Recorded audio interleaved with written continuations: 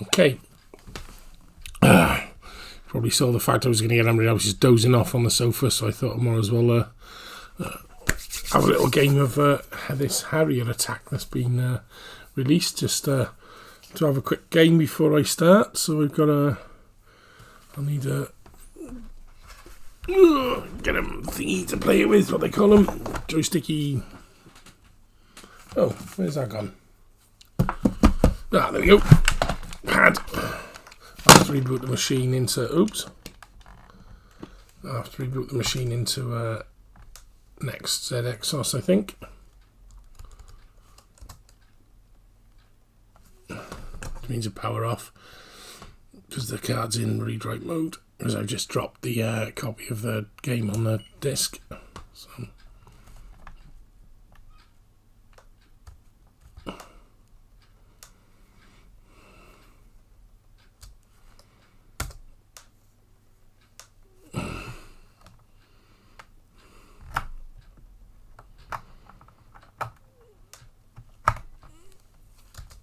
Okay, so it's going to be on my D drive, I think, because I've booted from a different external card. So I just need my games. Harrier, there it is. For those who haven't come across this is Lampros has just released this new version of Harrier, ZX Harrier.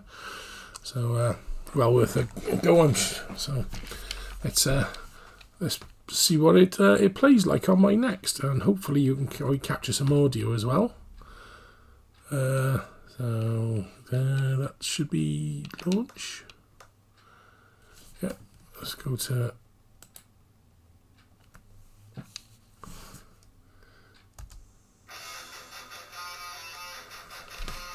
Excellent. Now we need J for joystick. Level 1, of course. And oh, don't blow your own ship up.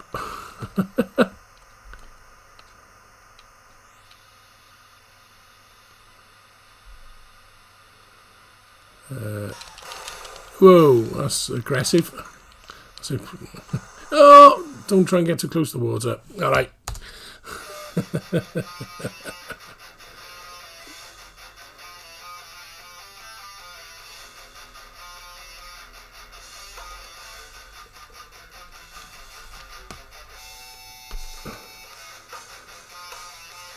So, did I?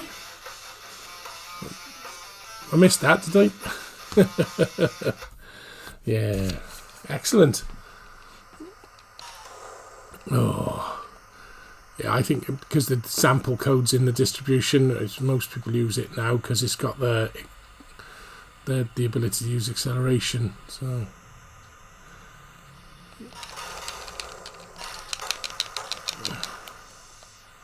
I don't know how much it takes to destroy that ship.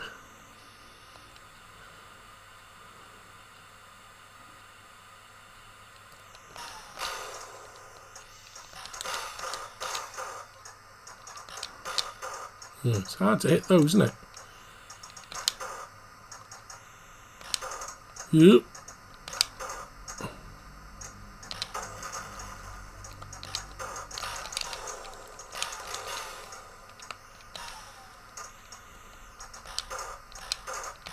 Oh, missed the bot, missed that. Am I out of missiles? No, I got rockets. Why?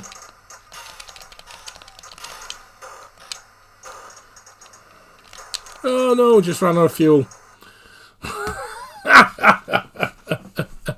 Oh, this is great fun. I definitely recommend somebody to get this. Somebody's not going to be me streaming playing Harrier Attack all night.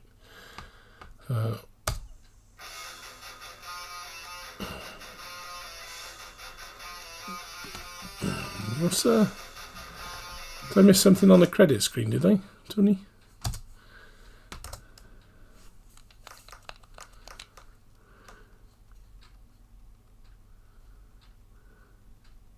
Nice to start.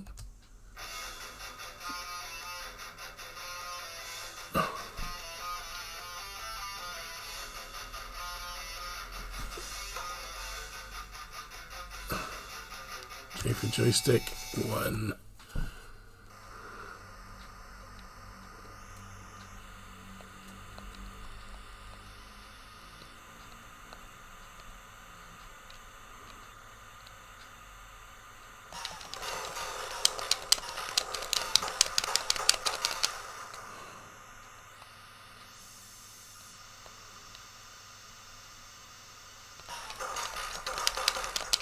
Oh!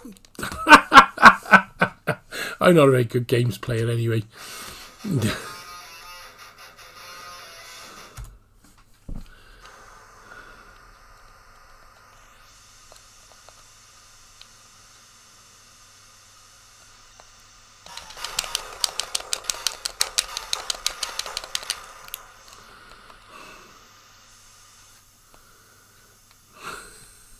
Oh! I was looking at the screen to see if there are any comments instead of watching the game. You definitely don't want to be watching the one on OBS because you can't play it with the lag on there. No one.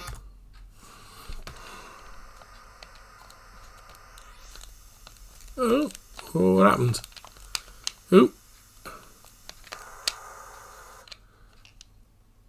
I think my battery's going on my controller.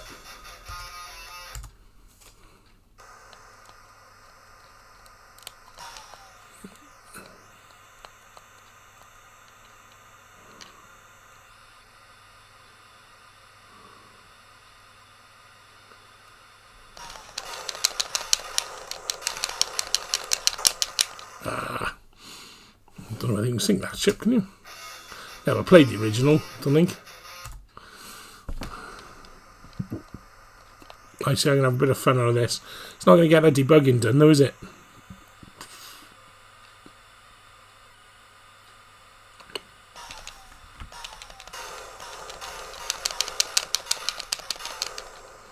Cool, missiles are brutal, aren't they?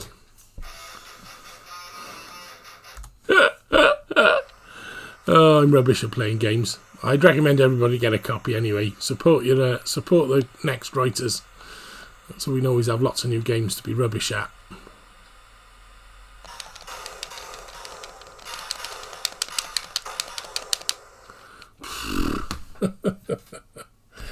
Oh, it's great, isn't it? Well done, Lampros. Brilliant machine. Brilliant game. That next war, I just spent weeks playing that and just kept going and going and going, and I think I'll do the same on this if I'm not careful.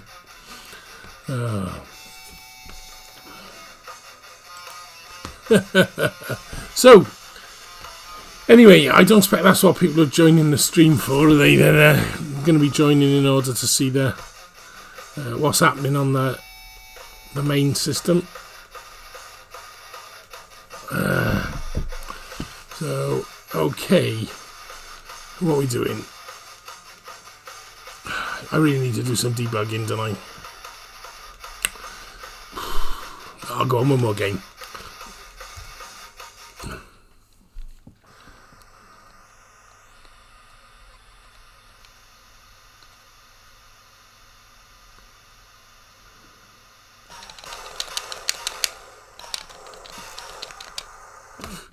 These missiles are brilliant. Do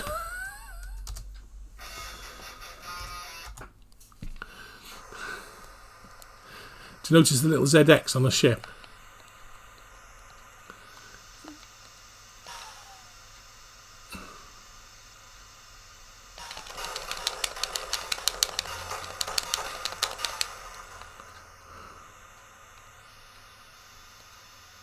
So how do you get more fuel then? Surely there's more. Is it just a matter of getting through? Oh no.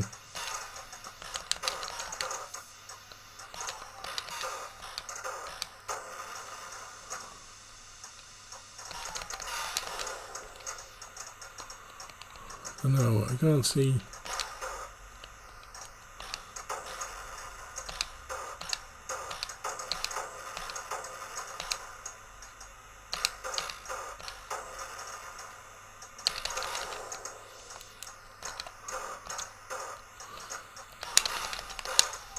Missed that one. Uh-oh, I've locked myself into above it. Into a rare fuel.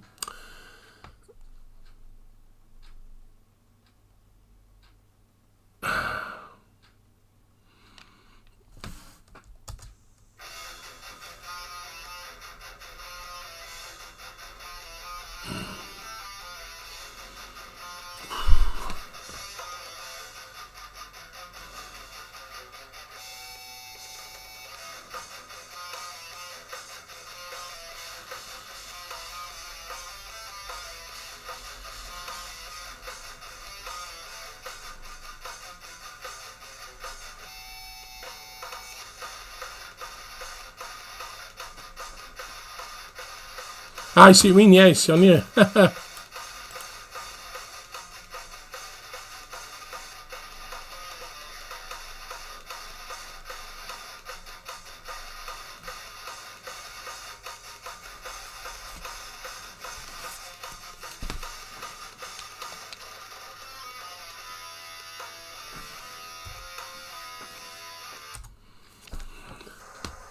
That was more to do with ZX World, wasn't it?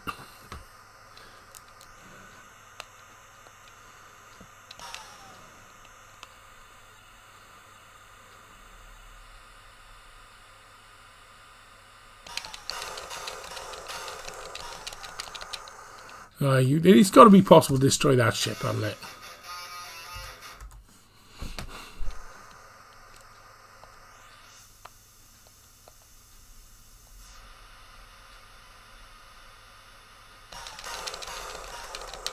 No. Right, I'm going to put this aside. This won't get any debugging done, and the .jam closes tomorrow, and I haven't done much at all on it, really. Oh. It's only a shandy. I'm trying to keep my mind sharp.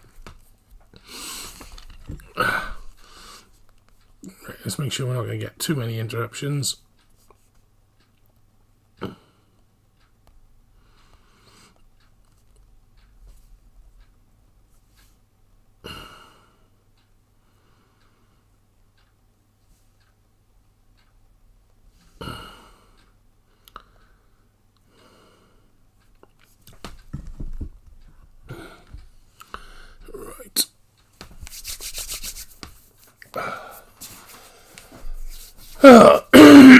So, where were we? For those who haven't had a chance to catch up on the afternoon session,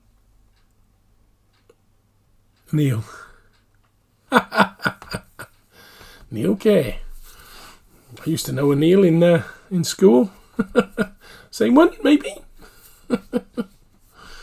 Yeah.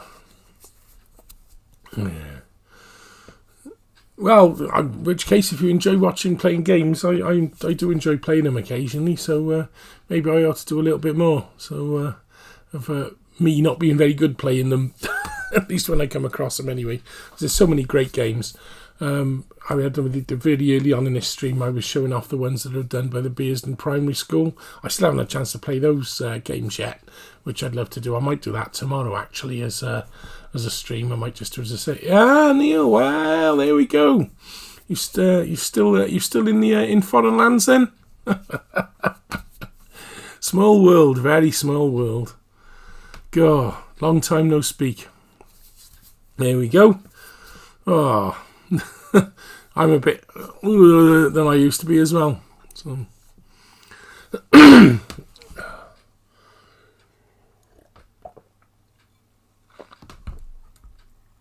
Yeah, God, that must have been a while ago.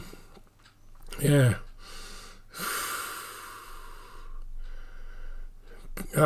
definitely a while ago when I went to ZX81. So Cheshire. Oh well, there we go then. Still foreign English, isn't it?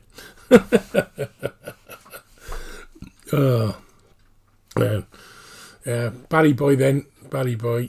So Gladstone Road School, all the good times. Oh, wow. I found my diaries, and you've seen some of the stuff I tweet out and things, but I found some diaries about the 81 and getting it going last year, and then this year the Spectrum, buying it and that. So, you know, I can't believe that was 40 years ago. I had the 81 last year, and then 40 years ago the ZX80, well, ZX82, the Spectrum, as it was. Mad. So, right. Let's go back to trying to get this command running, shall we? So I'm going to do a restart now. Actually, I need to go back to using my main card, I think. So I'm going to turn it off. Disconnect the HDMI. Power up from the onboard card.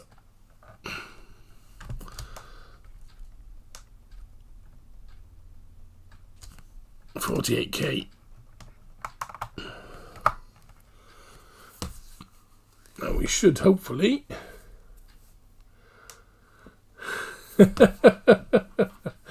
yeah, the computer up in the comprehensive school. Yeah, wow. Yeah, well, they only had two computers, didn't they? They had the RML 380Z, the black one, and I'm trying to think what else they had. And they had like a teletypewriter off of the county mainframe. I was a white, you know, there was nothing, and the modem to dial up to the county mainframe.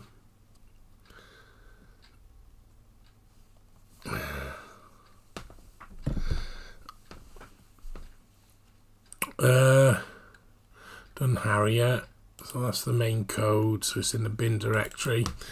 Yeah. So I tell you, I found one. If I got it here somewhere. Have I got the, where is it? 8-bit retro, RML. Oh.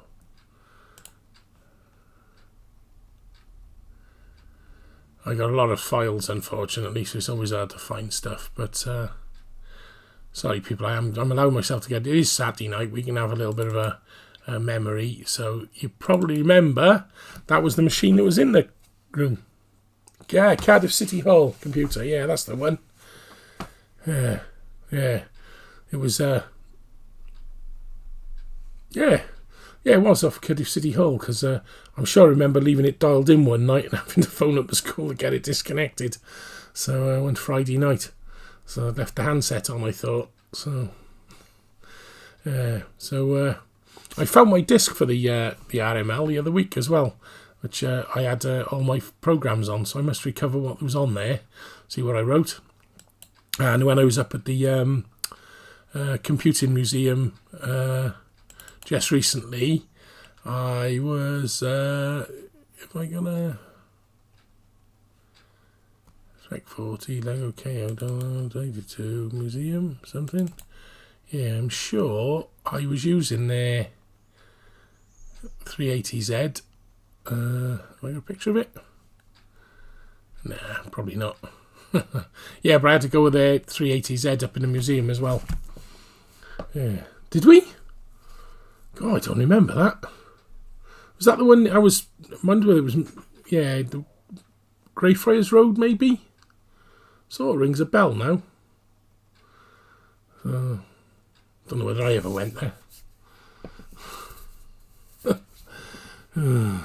And of course we had Mr. Ramsden had his TRS-80 and Arnold had his ZX-80, the white one, which he brought along to Computer Club. So they were the sort of machines we had access to, and that was it. And I borrowed the ZX-80 manual from Mr. Arnold to read it. No, I don't think it was an S100 machine. It was, I'm trying to remember. I haven't really done a lot with them. They're not the sort of, because I haven't really got one. I haven't really thought about it for a while. But it was inside it. So this is a photo I found on the net. So that's the drive controller there. So it doesn't look S100, does it? It's got like card cages with top level flip out, ones, but it was a Z80 machine with CPM on it. But so it's obviously the cards, but I think they must go over the top. I think there's some interconnects here. underneath this bit of foam. So something I must look into a bit more, really. Do a bit with. And then the college had an alpha micro when I was doing my A-levels. So I was using the alpha micro in college. And that's pretty much what I learned to do any assembler. Well, on the RML 380Z, because I got whatever the assembler was called for one of the teachers, Mr. Williams, got hold of the assembler and debugger for the RML, so I was able to do a little bit of assembly language on that. So I want to get what's on the disk, because there might be some on there. And I did quite a bit then with the WD16 processor and the line editor on the Alpha in college. And obviously I managed to get my own ZX81 at home then, and then it all went mad. So and all of a sudden I spent my entire life in IT. Right, okay, so definitely recommend anybody. Here's the location. Off you go to itch.io and get a copy of ZX Harrier for the next. Right, I'm going to stop looking at the game. I'm going to go back to my coding work, because I said by 9 o'clock we'd be doing some debugging. So for those who didn't see the afternoon stream, what I did was I set up the code machine monitor to work on the Next in ESX-DOS and allow us to trace through and do some dynamic debugging of the code. And again, just that's sort of ready to go, and that's what we'll be doing now in the coding session, I hope, because I really want to find the bug that's happening. So just to remind you, I've got on the desktop, I've got my Next setup with a pair of micro drives that are going to be battered. This is my 8-bit 2 controller I've been playing the Harrier with, so you can see the Bluetooth. It's actually a 2.4 gig in it. Yeah, 2.4 gig radio, so it is no lag at all. It's really good. It's great device for playing with. Works on a Mega Drive as well. So I've got that set up, and it's got an internal. You can see the multiple connectors. So the NMI button. I have got some external cards, but there's one internal on Paul Land's device, which is.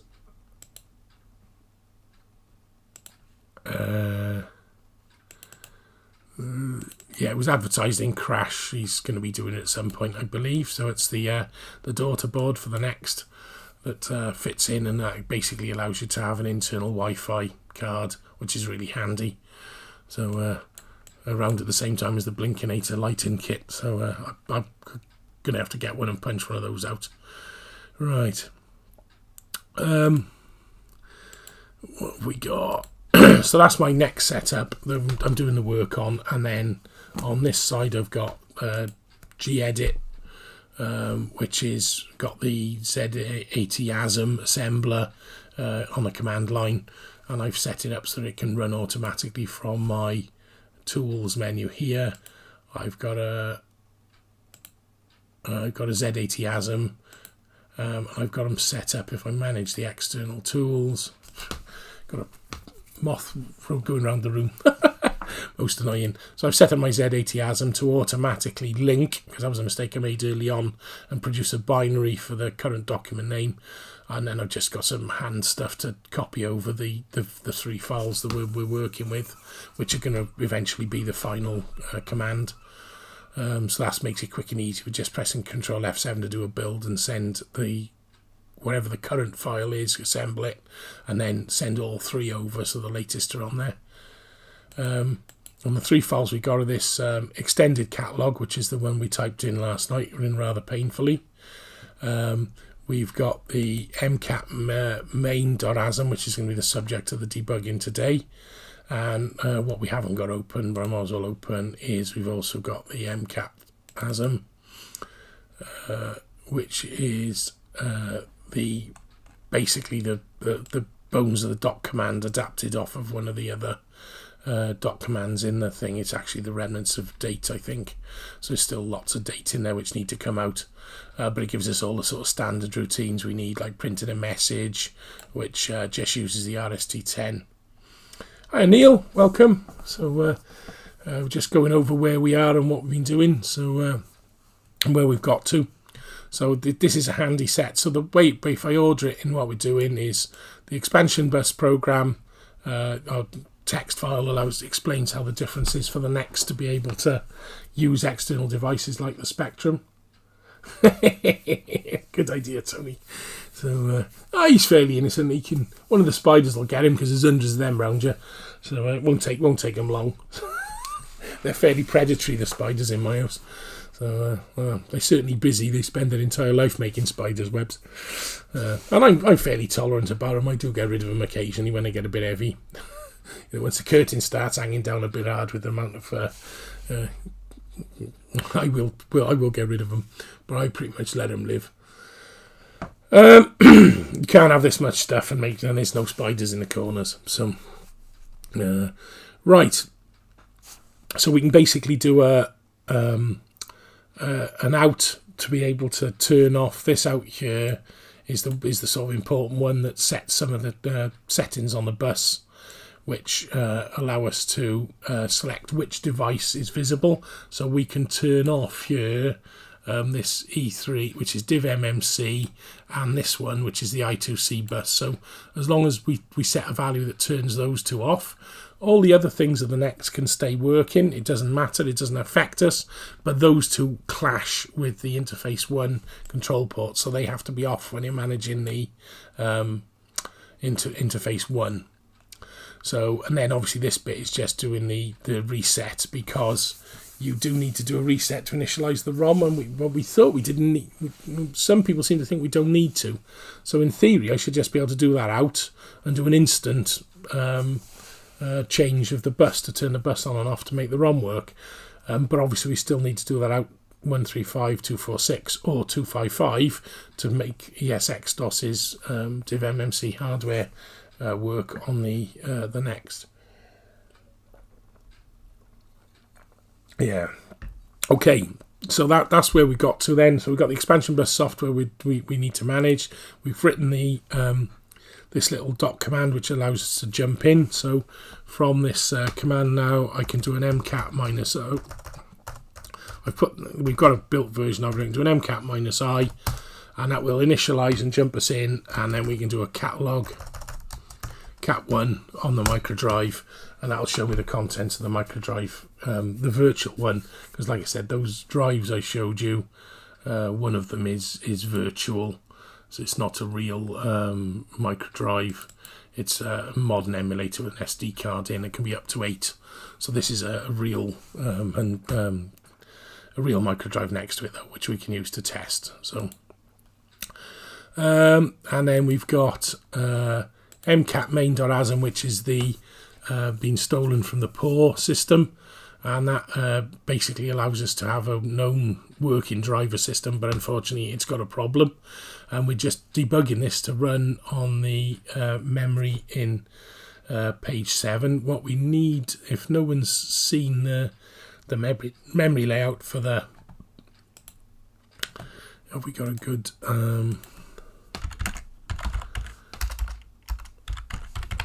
ZX Spectrum +3 memory, maybe someone's bound to have drawn a nice diagram of a +3 memory. Maybe they got anything pictorial for it. There you go. What's that one? Okay. No, that's MTX. Memotech. Have we got one for a Spectrum? That'll have the text diagram on it, possibly. No.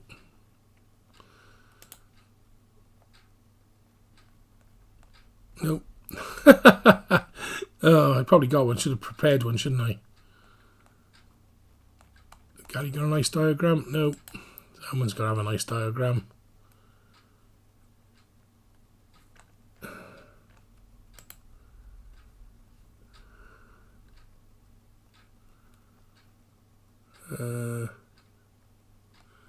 Why all the Memotech? Maybe we should, I'm searching for the wrong thing. Memory.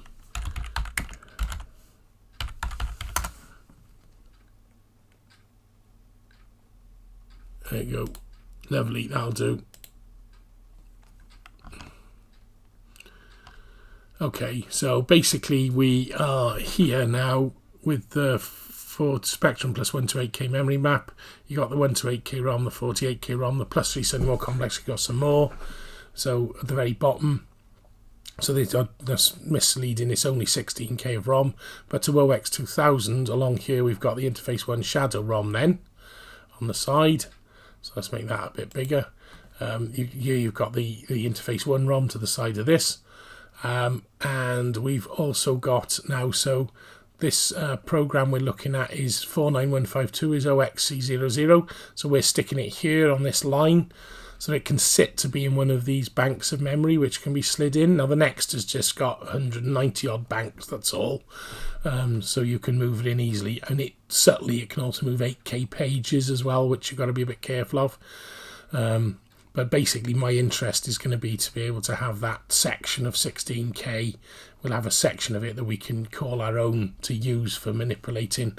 So it's sort of a bit of space to run code that we know is there, and then we can use the rest of it for buffers to do things if we need to. Now, what I've also done, and we did in the bit earlier, I did this from Gary's site. We got the code machine working. I did try using these files that's ready at 40,000. It doesn't work, and I don't know why. So someone's going to need to investigate that and work out what's wrong. But what I have got is I've done the full, actually taking a copy of code machine and doing the hack, and sorting that out first. So I've got one of those set at the other address, the 41,000 address, which is somewhere up here around A100, somewhere around there. So it's sat in this bit. So we've got the monitor sat in this bank, and that means that's quite safe, because this bank is the one that's so important with all the variables and the screens. Because if you notice, the screens, bank 7 and 5, the two screens you can flip between on a 128K. And of course all the system variables and channels and everything sit in here. And then obviously to the side, when we've got ESX-DOS or NextZX-DOS, we got the div MMC system as well. So there'll be another one as well as the shadow ROM that can sit in the first 16K. The shadow ROM's only 8K. The ESX-DOS one is 8K at the bottom, and our dot command sits here at the 2K RAM boundary that's provided on the external or internal in case of the Next interface. So hopefully that's the summary of what we're trying to do. Is we're going to use the ESX-DOS machine. It loads it off of the SD card into our space for the ROM. I wonder if I could draw on that one. Can I save it?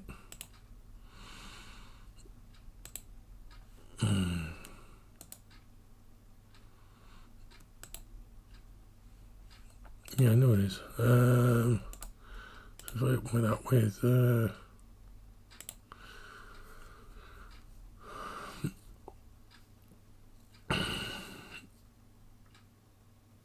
in theory, I should be able to just draw quickly. Right, we've got a pencil. Where's the pencil gone? I don't want to scribble there. No, it's the rubber. I'll just do the paint. Ooh, crumbs, that's the size of a very small diagram. So basically we've got the IF1 here, interface 1, and then in the context switch that we're going to do by changing those outs, we have got the ESX-DOS system, where we've got this is the MMC, and this is our dot command sitting here.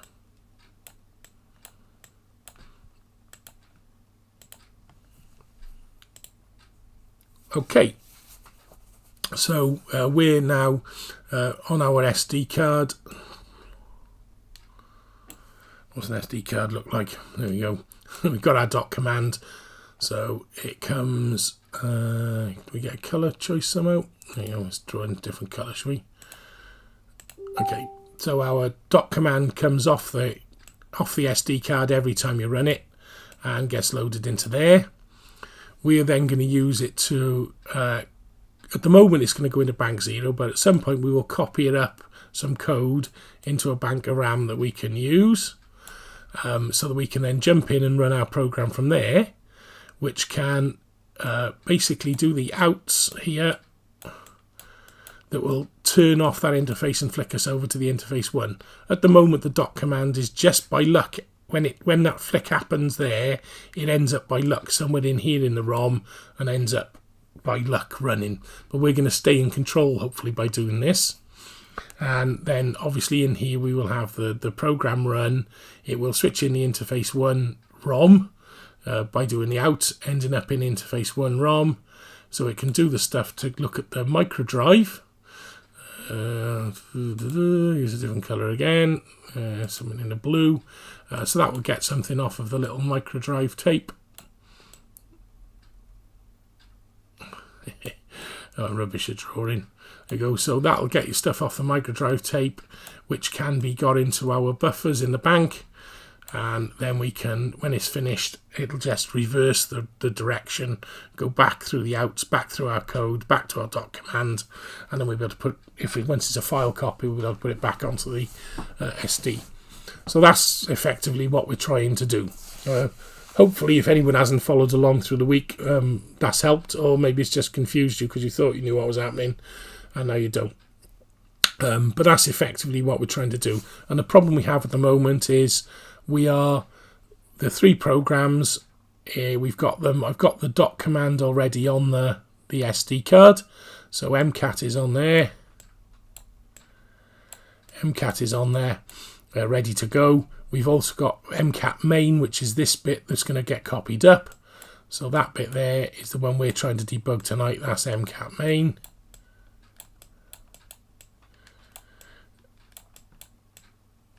So that's MCAT main there, and then we've got a bit of code ready to go which we've tested, which we've just been running around here somewhere, which is the extended microdrive catalog that we know works. So we can basically stitch that into there and we'll have a full extended catalog then. But what we've got to do, we've got to diagnose why this switcheroo isn't happening as we move around the various ROMs, and that's effectively what we've got to do.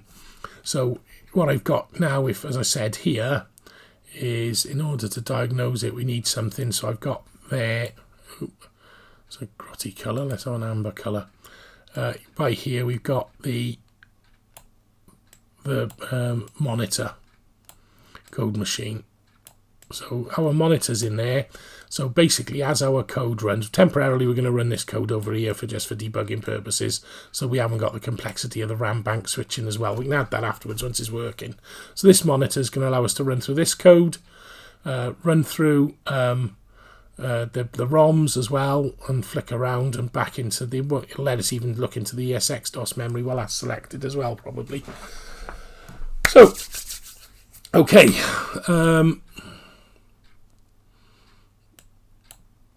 Get that out of the way. Thank you to, where did I get that from? It's from robsworld.com for a picture to scribble over. So thank you very much. And we now need to get to what we were doing. There's our source code. And we know we've got a catalog. We've used the .mcat-i to end up in here. From in here I can do a new, and I can just run the file that was on there called run, which is a little bit of basic that does the outs just to go back at the moment. These will be the things that are effectively run at the end of that dot command when we are, I've got GIMP on here, at the end of the dot command when it's finished running here, that basic is effectively what it'll do to unwind things to go back into the dot command. So at the moment, excuse the pun, we are just running it as a couple of lines from the micro drive until it all gets stitched together.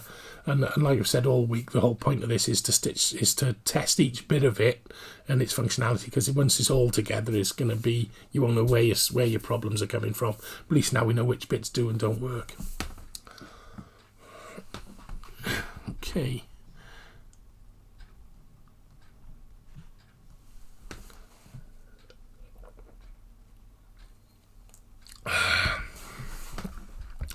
Where are we? And what are we doing?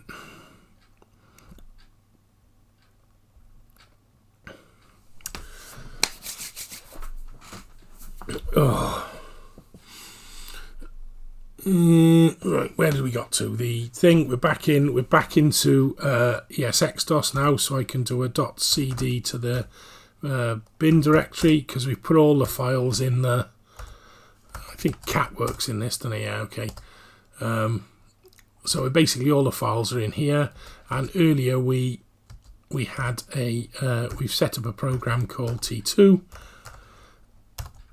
and now T2 just as a clear 40999 because we've got a copy of the code machine at 4100 called, this is the CM41, we loading from the SD card, and we're then loading our mcat main.bin code, and I've got a specific address 49152 there, because when we send the bin code over from the machine using the curl command, it doesn't actually have any save address associated with it, so we need to load explicitly where it's going to go.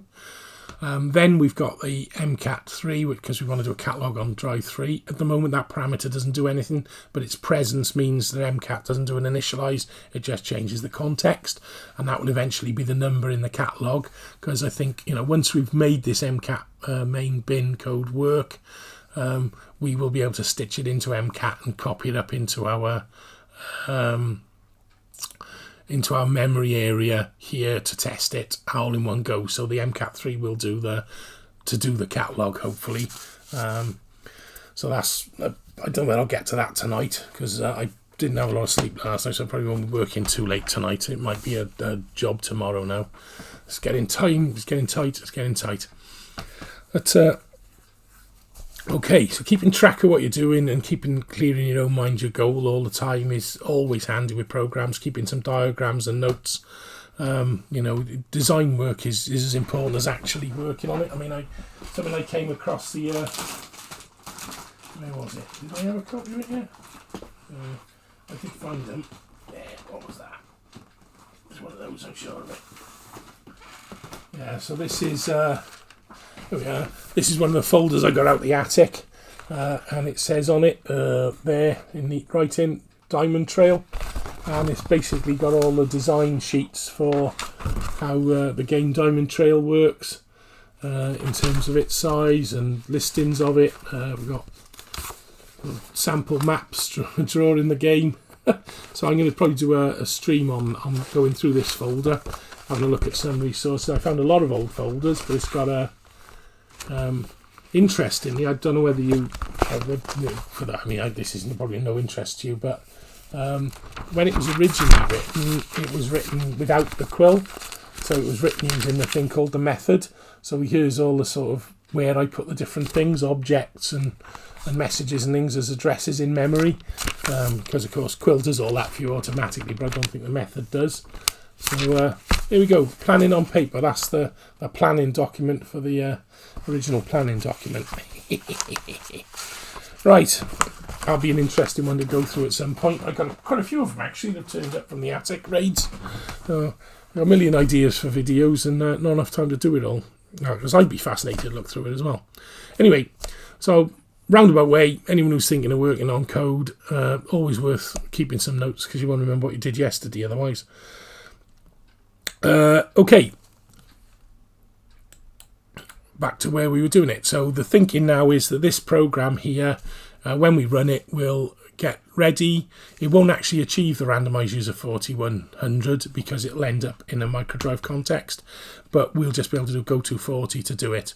So if I run it, I get an IO error because CM41 doesn't exist, maybe, I don't know.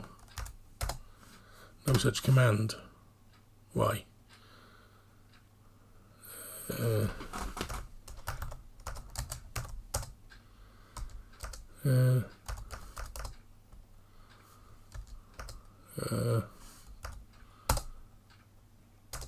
Ooh, loading KO failed. Don't know why. Let's do a reset.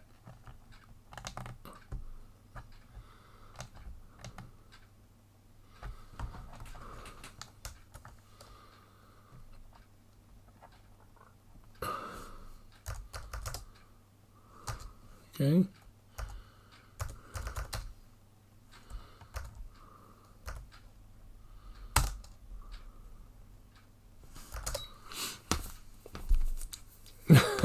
Yeah, well, it's more hoarding actually, Neil, than awesome. I think they're keeping the stuff. I mean, it's just luck, some of it really, because you know, the shop's got an attic above it, which is where the offices used to be. So, of course, when the offices were cleared out, Mum and Dad just put a lot of the stuff up the attic. So it's still there, saved, you know, and I've managed to get quite a bit of it out, old magazines and things, and so, and obviously some of the computers they were mine anyway, so I kept them, and they've stayed in attics in the house. So it was just luck for a lot of it, but you know, there's loads have gone in the skip and bin over the years. So okay, so we should now be back being able to do an LS. Okay, which we can. Break, load, star, T2, and do a run. IO error 30. I really don't know why it's doing that.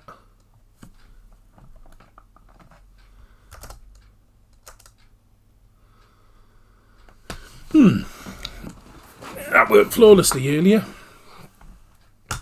Let's start again from a fresh power on, shall we? At least I don't lose the stream every time I turn the thing on now.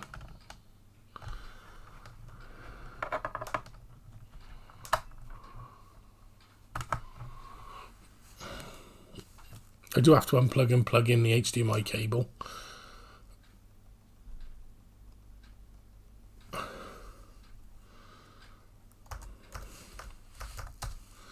I'm wondering whether it's the MCAT-I is breaking things.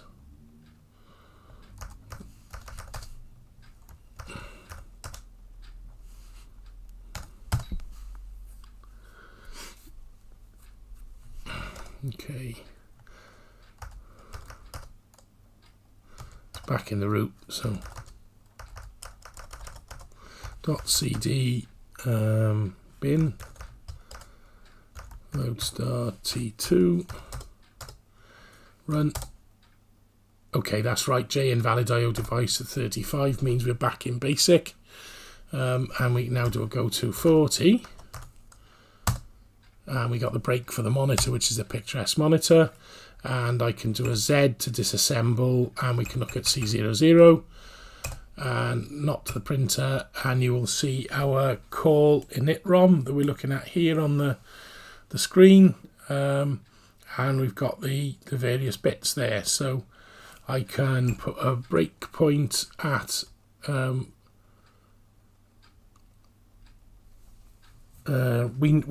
stack we've gone into a randomized user, so the stack should be pretty much as it is now. So if I do a register display, we would see the stack at A012.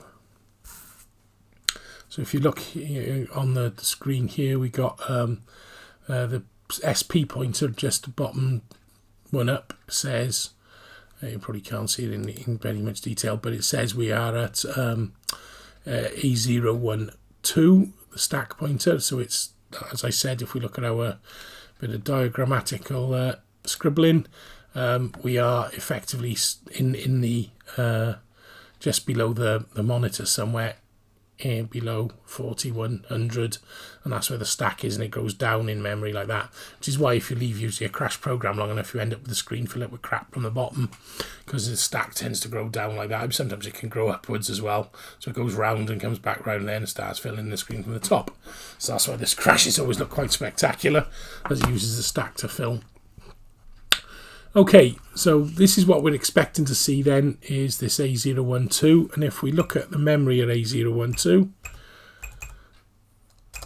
3365 is on the top of the stack, so that must be where we return to basic. Probably people who've done a lot more recent coding on the Spectrum will remember that, but I don't. So 3365 hex is probably somewhere in the ROM. Looking at the ROM disassembly now. 3365.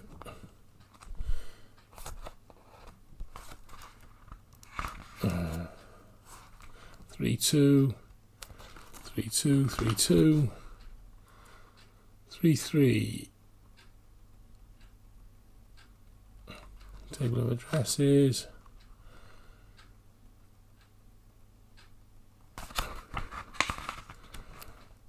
Three 5E 62. So this is in the calculate subroutine. So 3365 is the re-entry. So it's called re-entry, where it's stack end. A loop is entered to handle each literal in the list that follows the calling instruction. So that sounds logical because obviously the basic program we had a randomized user and an address. So the thing that's being done is the Spectrum is trying to find out what number is being returned from the user. So the user is going to return to 3365, which is what we found there, a hexadecimal called re-entry on page 192 of the book. It's basically going into that spot there, that one probably. Can you see it? Oh yeah, there we go. So there's a thing right at the bottom called re-entry. It's not focusing very well from that distance, I'm afraid. So I actually got the ROM disassembly on screen. So let's make this as interesting as we can for people who are watching, if you're vaguely interested in this stuff. But re-entry 3362. All this stuff's available online now. Obviously, you don't have to have the real thing. 3365. Although it's nice to hold them, and I still love looking at books. It's just by here. 3365 re-entry. So basically, return address, the subroutine is stored. So I'm assuming somehow we've ended up coming back here. Either we've ended up in something set. This is the return address to go back. So basically, trying to diagnose the stack fault. If we haven't got 3365 on the stack, we ain't going to get back to basic. So we've got to effectively have that result. So if I do now it doesn't have to be an A012, it can be preserved somewhere else, but that's what I'm expected to find on the stack. So what I'm going to do is I'm going to set a breakpoint now at, let me show you where it was. We look at the disassembly again. No, a Z for C000, and I am going to set a breakpoint now at C003. So let's put the code back up on the screen. This mcat main. I have got mcat main.list on here, so you can actually see the instructions and the hex codes, because it makes it easy to understand what's going on. So here is our CDB001. They're calling it ROM. I'm going to put a breakpoint here at this load LXI, well, and then we can see it step in. So it'll go through the init ROM and set up everything that we need to do for the ROM, and we can make sure that the registers look the same at that point. So I'm going to do B to put a breakpoint in for C00. Let's make it E, address, at the call. So because we might as well let the HL and BC registers go. So now all we've got to do is do a jump then to C000. Now, so basically, this is exactly what BASIC would have done if we'd done a randomized user to our catalog command, which is the one we wanted to do to catalog drive 3. Now, earlier, I did try this on the earlier stream and it gave an error. So what we're going to do is we're going to have put a cartridge in the drive, because we followed the one that we know works, which gives us a microdrive error. So I'm going to jump to C000, and the next thing we see, the init-ROM program will have been running, and we should have a breakpoint, which we have. So if I do a register display, the stack pointer is still A012, but if you look at it, the program counter at the bottom of the machine is C00E. So A012 and C00E. So we now know that we've stopped the code just after that, and the HL have been set to what they should be. So BC has got 5C03 in it, which is correct because the 03 means we want to do a catalog. and it's just about to call the edslvh command. So we've got to we need to clear the breakpoint, which is going to yeah, how do we clear the breakpoint? I can't remember. Restore K. Okay, so it's restored the breakpoint. So now we can run a trace, hopefully. Basically, the trace allows us to single step through the commands that are going to happen. So we're now going to step through the edslvh command and have a look what happens when we call C015 here. So we call C015. Now our stack pointer, if you notice, is 8010, and that's as I would expect, purely because we're now in a subroutine. So the top 2 bytes on the stack will be how to get back up to there. That's the one to keep the eye on, is things happening on that stack. So hopefully you can see both screens well enough to be able to read the code. I don't know whether I could make this slightly different somehow. Can I? If I could make this a bit bigger, I could probably squeeze my face down a little bit, and we could maybe make this a little bit bigger over here. There we go. That probably doesn't help, does it? I don't know. So hopefully that's a little bit better.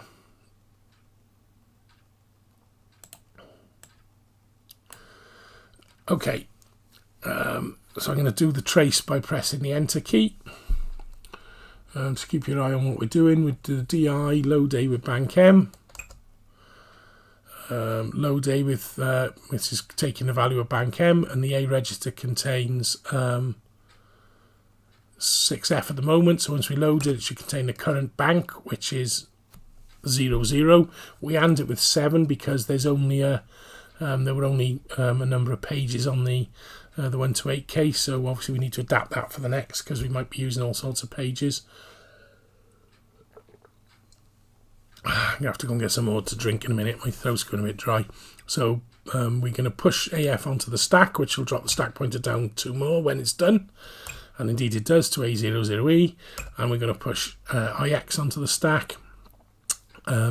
This is now the bit where we save the stack pointer into somewhere safe for us. So we know that we can put the stack pointer back to this to recover.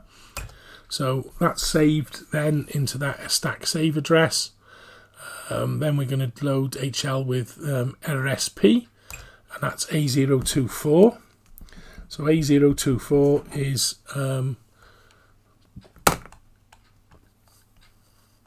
where's RSP? A024 what?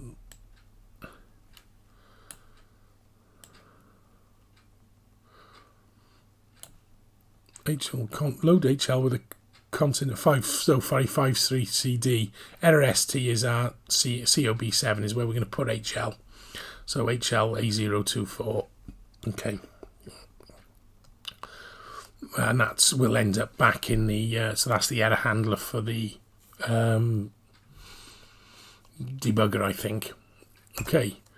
Load HL with COBB. COB is this address that is the underscore error. It's our error handler, COB. We push that onto the stack and make that the current address of that RSP. And RSP is what the Spectrum does when it returns from an error.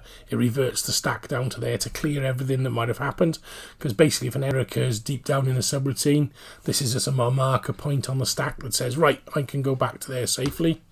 And then it does this set to say that the RSP has changed, and then it makes some room on the stack by going around this loop 8 times. So it pushes HL 8 times, which just counts the stack down, if you can see it going down. So the stack will go down until it goes to this one now, and then it drops out and it clears the error number with FF. 5C3A is the error number in BASIC, and now it's going to call a page out program. Page out will set us into the context of using the shadow ROM, so we'll follow that just for interest. Loads HL with C177. We'll find page out. There it is. This is going to now jump into the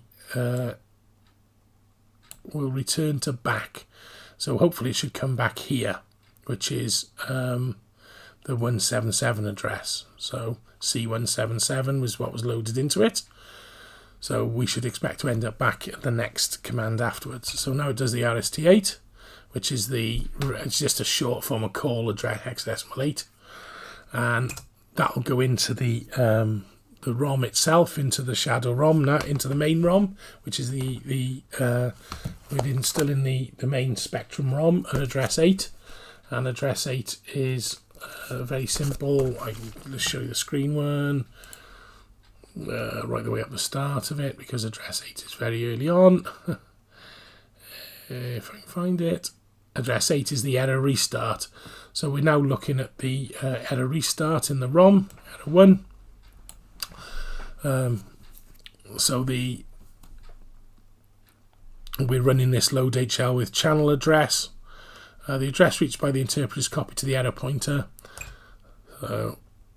and then it jumps relative to 53, which is the error 2, because they've only got a very small amount of space in each of these short restarts. You've got 0, 8, 10, which is the print one, so you've got to jump out of them fairly quickly after doing something.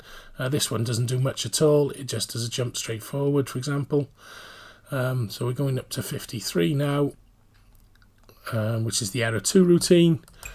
So for error 2 we pop the HL on the stack, that's the error address, and that's loaded into error number, so we can see the code, and the stack pointer set to error SP, remember, and then we jump to 16C5 to set the stack.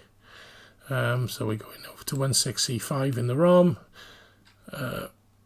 Don't forget, we didn't have this ROM disassembly when we were doing this originally. It was so much easier once we did have 16C5. There we go. So here's the set stack, which this does about clearing the stack down, which you've just seen, pushing HL, loading HL with 5C92, memory, popping it and returning. And the return is to our COB address, which is quite correct, as we hoped. So we're now back at COB. No, we aren't. We're back in the wrong place, aren't we? We asked it to come back to after the shift 8.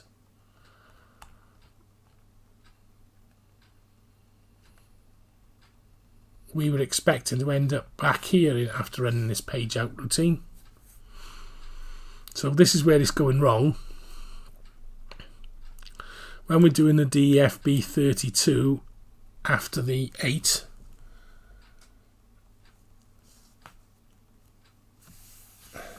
oh, I know why.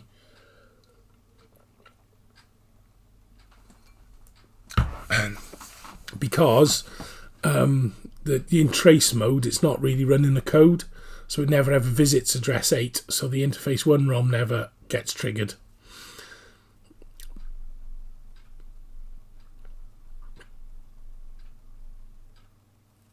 Yeah, they will do, but that's the problem. The expansion bus is active, but the debugger, it doesn't trigger it. So what we need to do is use a breakpoint here so that it actually runs the code. So what we can do is put a breakpoint at back, and then run the code and come back in here, I think. So basically it's done what it's supposed to do and done an error recovery by using the main Spectrum error ROM. So which will end up back where we do. So thank you, Jonathan. So you're quite right, and that's what happened, is the actual swap to the interface 1 ROM didn't happen. I should have spotted that when we got to address 8. Okay, because that's the way the interface 1 shadow ROM triggers, is at address 8, and that didn't happen. Okay, I'm going to go and get something else to drink. I will be back in a moment. So we'll restart the run, but with a breakpoint instead of a trace, because the way the monitor runs a trace is different, and it'll stop hardware triggers happening. So we have to be very wary of that as we're diagnosing the fault. Okay, give me 2 seconds, guys. Talk amongst yourselves. I won't be long. I will leave you with the code to stare at that does the actual of setting it all up ready to go for a catalogue. Right, this is the successful error handler, which is always used after a successful load, save or verify. So we expect to end up back here after the catalogue runs. I'll be back now. Yep.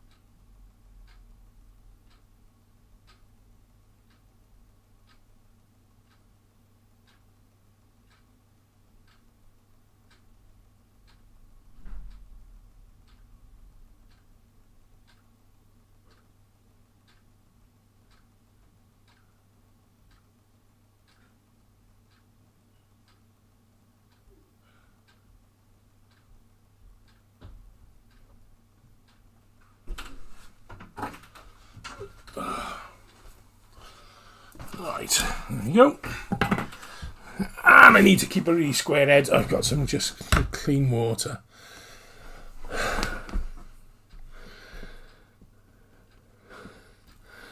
The end of last year, someone at work won the lottery, so now I'm doing a simulator for it.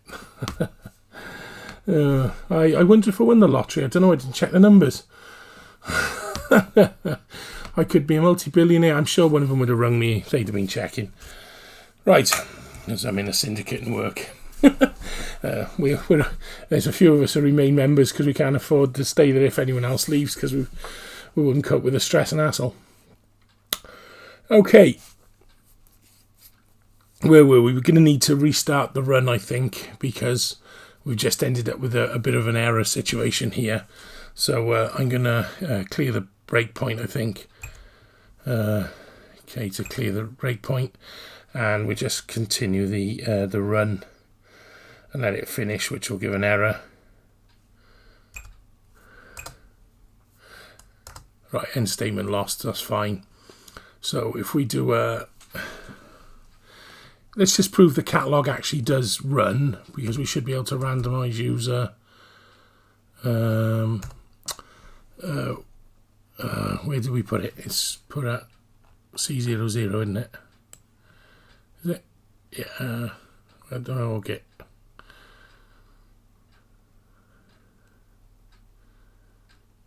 Oh, 49152, yeah, okay. So that should do the catalog on the drive. Yes, and we end up with a missing drive number. So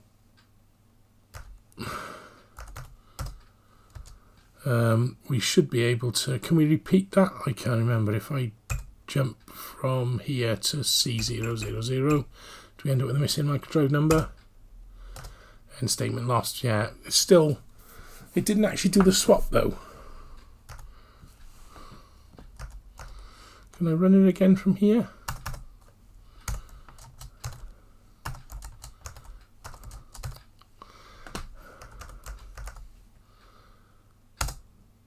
No.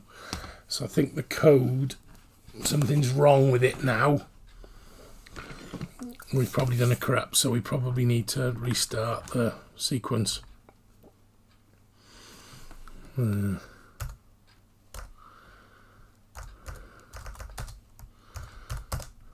do a full init, and then we will do a run to go back to our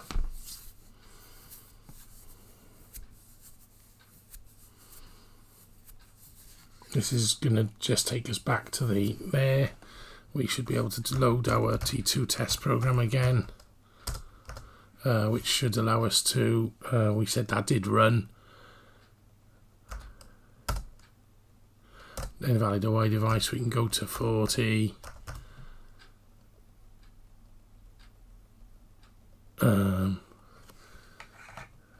I thought it did.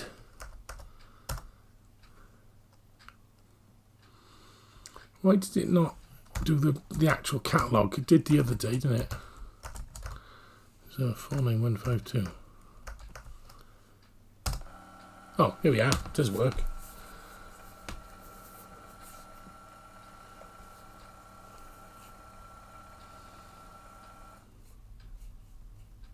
Ooh. It did work. It just did quite a spectacular crash. We ended up now are we in microdrive mode? Yeah, we are. So quite a spectacular crash that.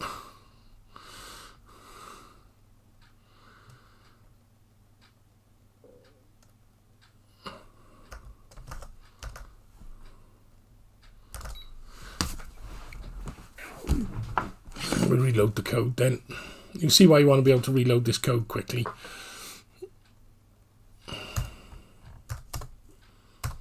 Quote T2 run. I haven't done the MCAT minus I, but let's see if it works anyway.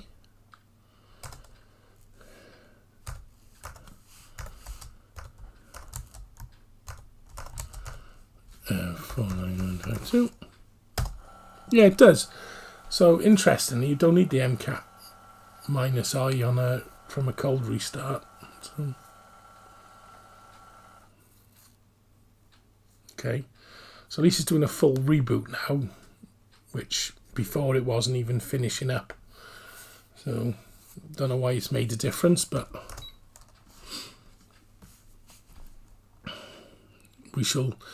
we know the catalogue works, so now let's step through the working catalogue to a point where we can test what's actually happening.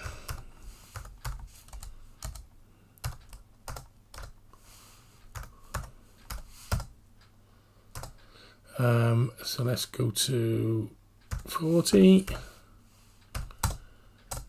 And we'll have to make sure we put a breakpoint in, a suitable point in this code. Now we know all this works. We followed the this page out. I think we'll set a breakpoint at this address just because we can.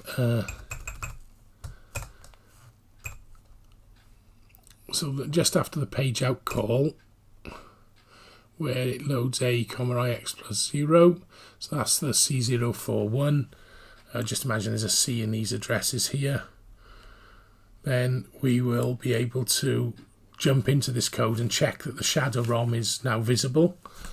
So if I put a breakpoint at C041, and then we do a J to C00, it comes back into us, and if we now disassemble 000, we should see the shadow ROM, which if you look at RST8 and RST10, doesn't look like that. Looks like the standard ROM again. Why isn't it switched in the shadow ROM?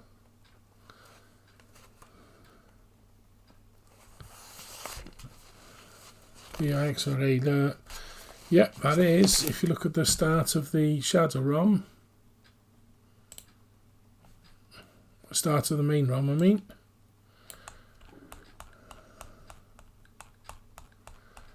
It is exactly the same as the start of the first ROM.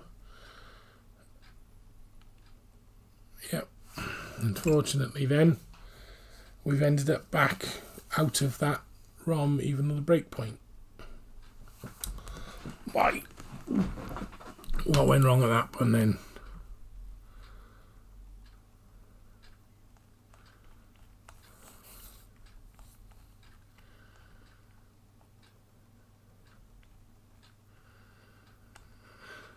Why did page out fail?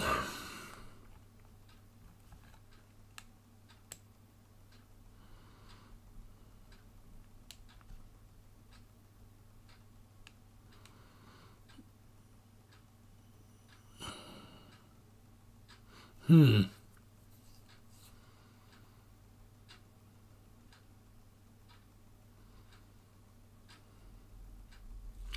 really don't know why that didn't work, because after page out, the return to this breakpoint should have put us in a context with the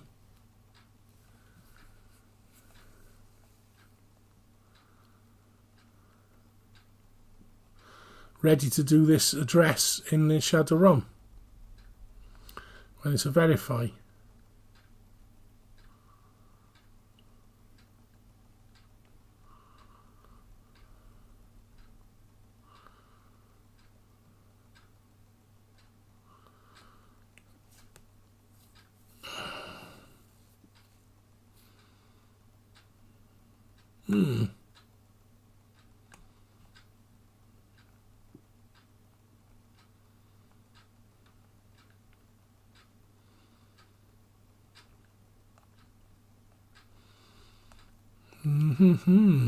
Why is that not working then? Is it something to do with the monitor? But the way the monitor puts a breakpoint in for is it actually it installs it in an address. It actually physically changes the code because it can't breakpoint ROM. So it should just be running properly.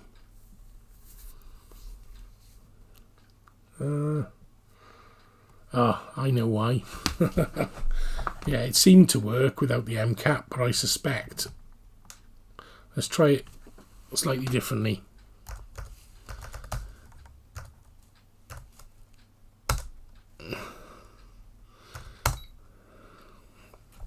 I didn't do that time, did I?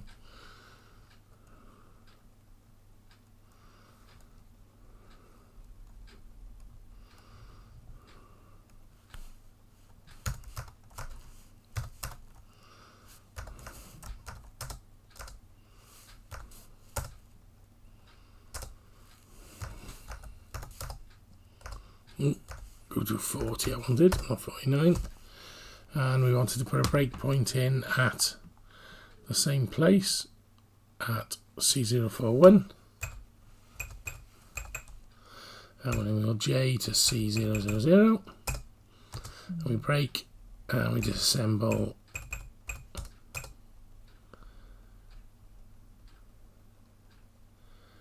Actually, don't Z that, Z8. Z disassemble 008.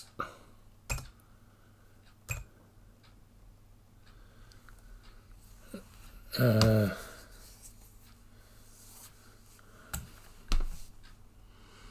was just wondering because address 0 in the shadow ROM triggers a page back out, doesn't it? I think, if I remember correctly. Sorry, looking at the Spectrum shadow ROM assembly, which I haven't got online, I'm afraid. Although I think Henk had a copy of it. He's put into here. So I don't know. Shadow.asm, is that it? Here we go. Verbs.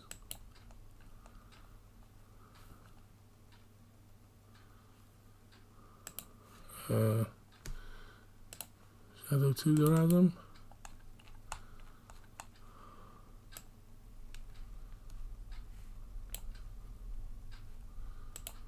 I don't know then. I haven't really looked through this. He's put the link up.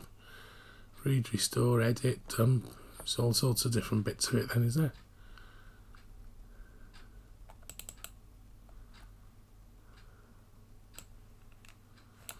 Don't know, we'll have to take it apart. I'm not sure how he's configured it. Anyway, but I think the main disassembly,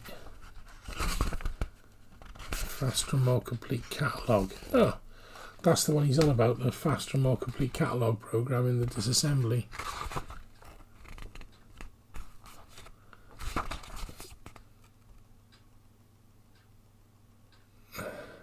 Two to 3 seconds faster than standard cat.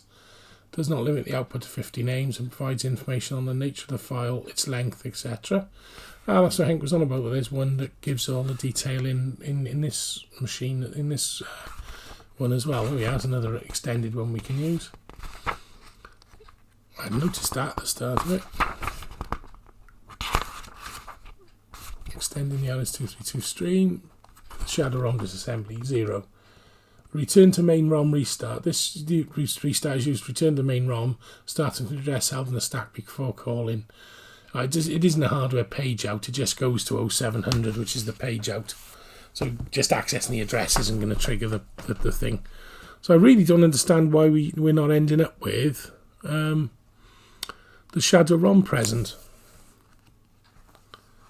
I really don't understand. It's a bit of a mystery to me.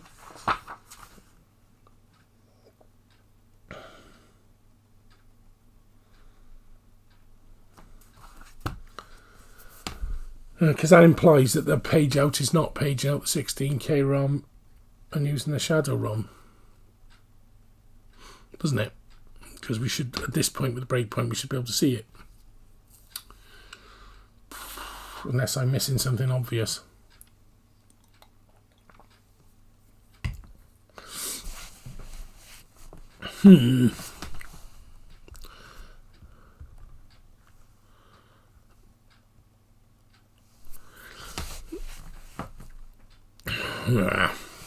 This is a lot of code work is like this, just trying to work out why the L is not doing what you think it's going to do.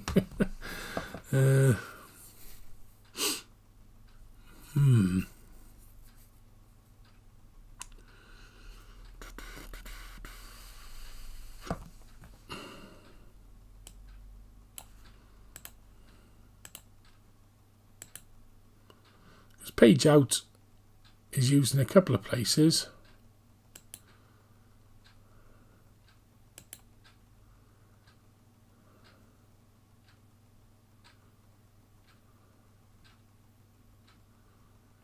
DFB32.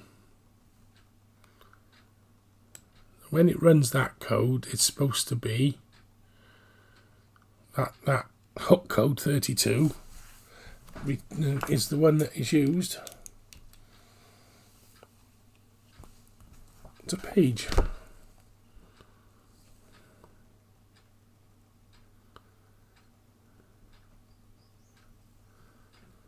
I'm sure the hook codes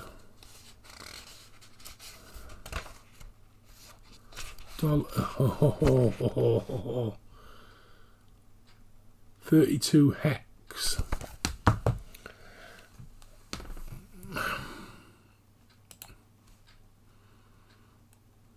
Anyone spotted the error? No, it's not. It's too simple to do that, Jonathan. I was thinking that's what it does when it's doing trace. It basically sticks individual commands in its own workspace and runs them one at a time.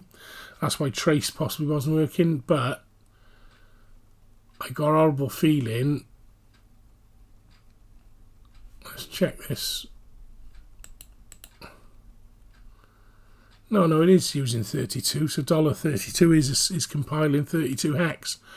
I was worried in case because it wasn't 32H. It wasn't compiled, but it's a dollar, not a hash. So it is compiling correctly.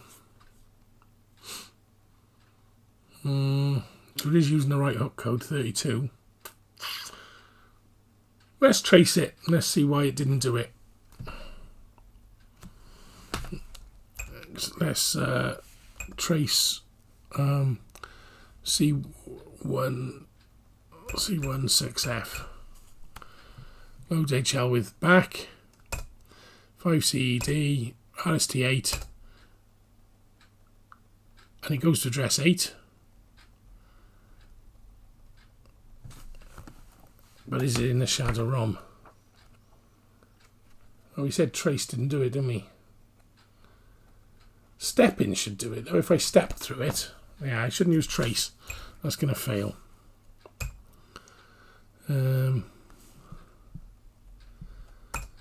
Let's put a breakpoint at C00.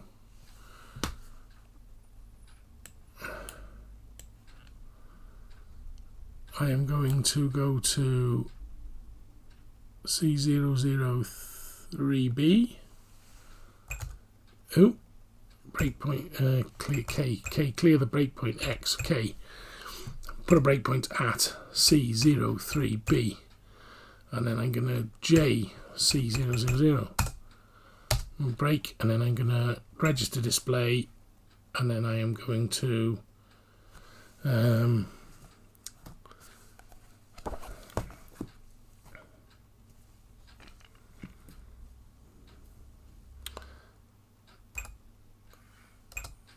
single step.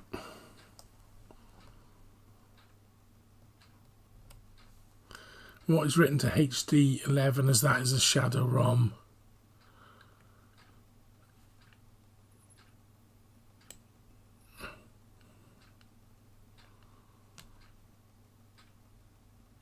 Yeah, it's the return address. HD11 is the return address we end up at effectively. So the code is yeah, possibly, but the hook code should still be the same. And the other thing you may have missed is the this code here, init ROM, that down at the bottom here, that basically init ROM basically patches, goes into the ROM, finds the addresses, and then patches the code above to have the correct addresses for each of the routines I use. So anything that's done, and like I said, this code is known to work from back in the day, so it's going to be an error where I hacked about with it, or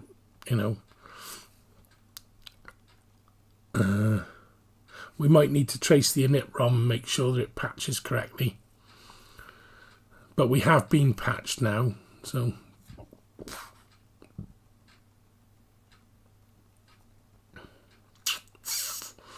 so let's trace through this call in then. I set the call up to step through it. Invalid address. Something went wrong.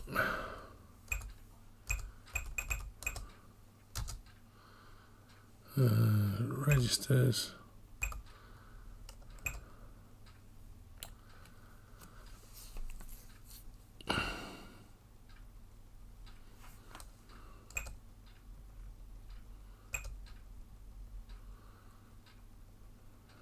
Something's going wrong in it. It's in the monitor, in the addressing.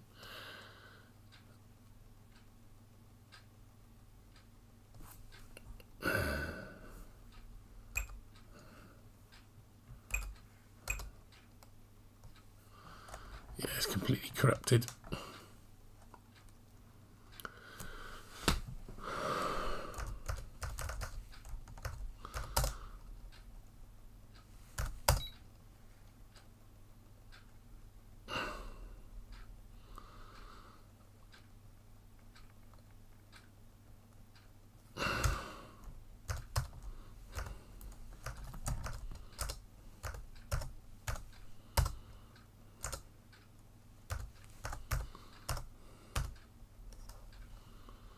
Now, in real terms, we know it must be paging, because if I just run... Ooh.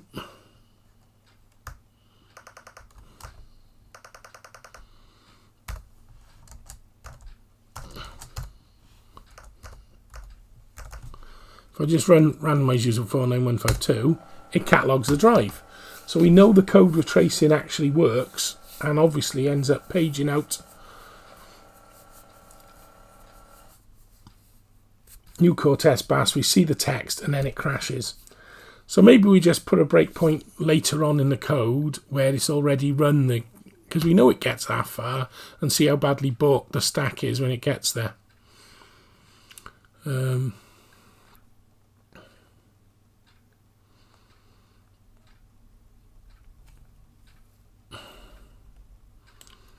So basically, I can't read listings. Let's find a bit of the code.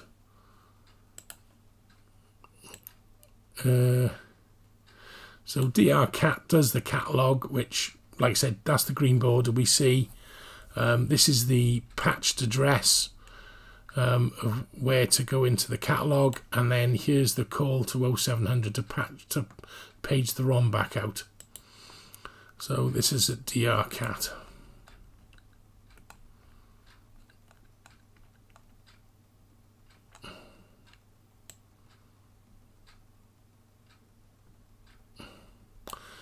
So here's drcat, and here it is. So at C0AA.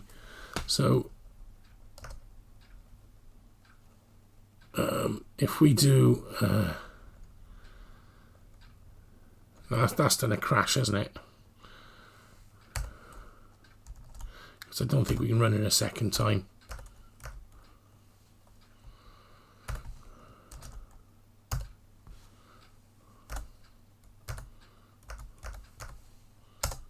No. Okay.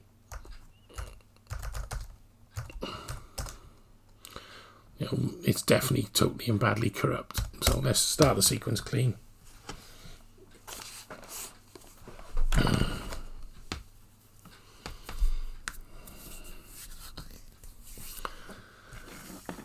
Out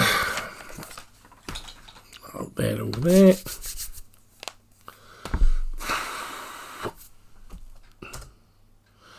Load star T2. Run that. Invalid device ready within the context to run the thing. So I'll go to 40. We know that will work. So now I want to put a breakpoint in just before we page the ROM back out at C0AA. And then we're going to do a jump to C00. Should do the catalog, and hopefully it won't reset it to.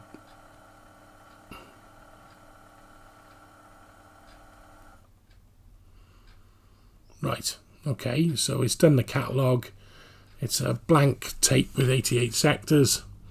Press break for the monitor, and if we Z0000,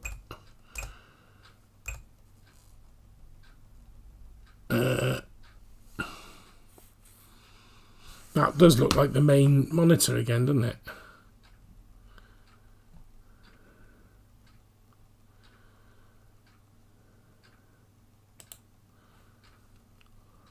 Yep. So it's already paged out. We haven't actually run the code yet. So what's a 0700 in the main ROM then? If it gets run by accident. It's a ret, isn't it?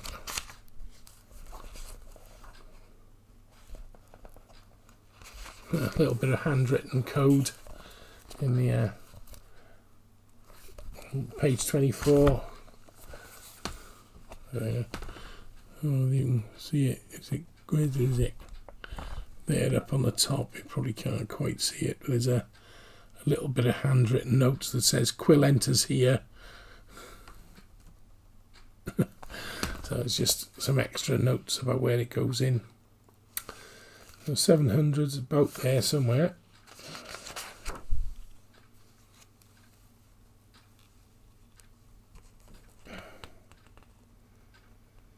It's the middle of something to do with the workspace.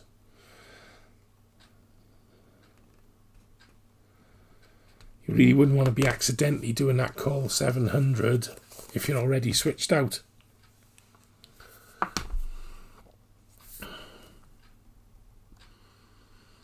So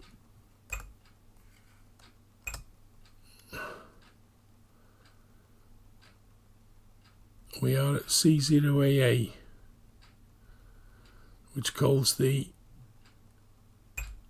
that's why, because I haven't cleared the breakpoint, have I? There's the call 0700, but it shouldn't do that, because if the ROM is already switched out, we're just going to jump into the middle of something here.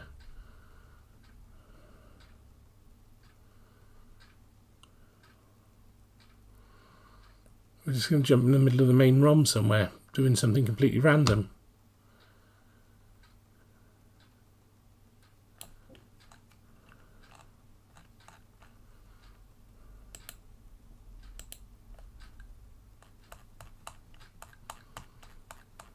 Don't know where.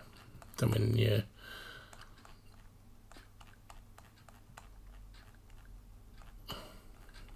Yeah, it's going to be somewhere in the middle of this code that it would end up in. So that could be what's causing the crash, is if we're running that page out and it's already paged out somewhere earlier.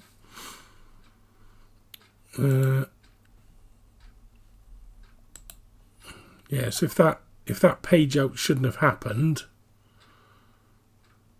So your idea, Jonathan, maybe, I wonder if this patch isn't happening right, and the address where we've done the Shadow Realm catalog was good enough to do a cat, but not quite right.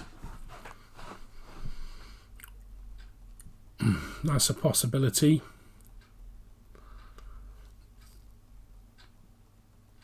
I suppose we could knock out we could disable that temporarily, do a rebuild.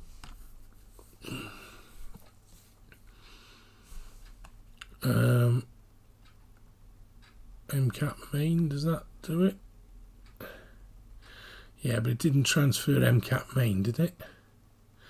What did it transfer?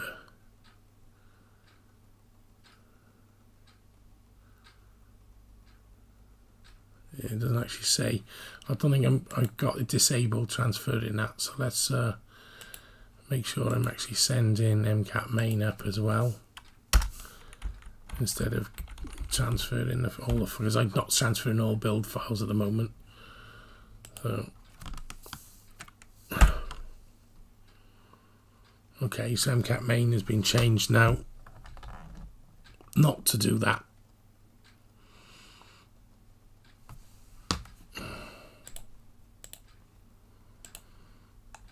So that bit of code,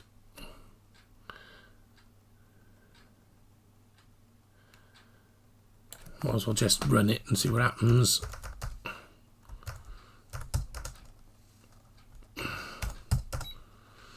We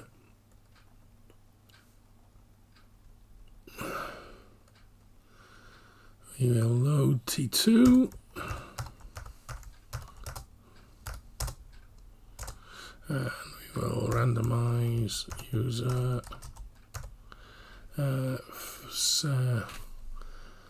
Crying out loud, 49152. I'll just run it directly and see what happens afterwards.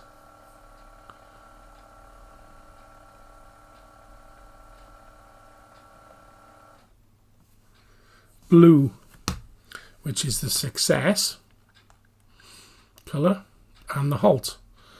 So in theory we're just halted, I think, because I'm sure I put the blue before the halt.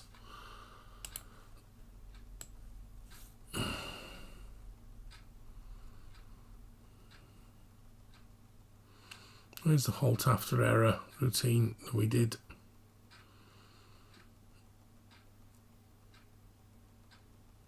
Something just after the catalog code.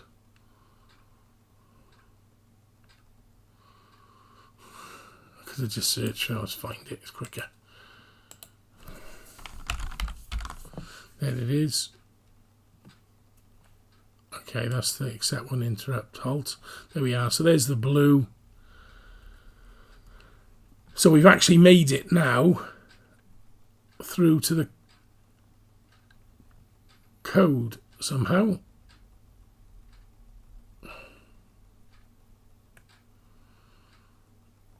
Which is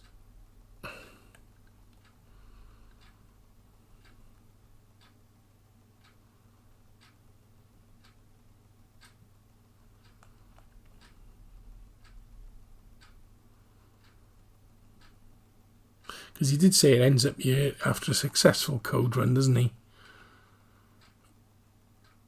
It must have been successful in our save, load and verify.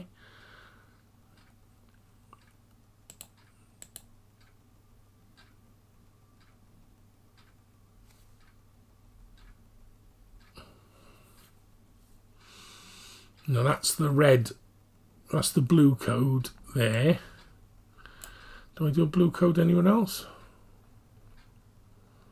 That's a red code. So we haven't halted. We're on the halt. Unfortunately, I can't see what it does. We're locked up though. But we're definitely on the blue error code route.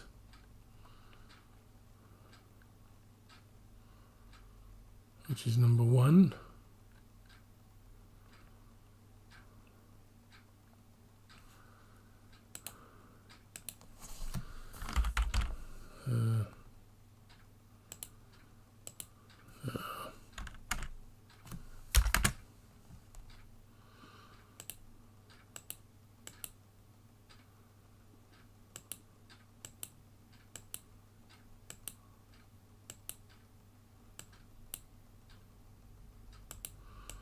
Can't find the blue now.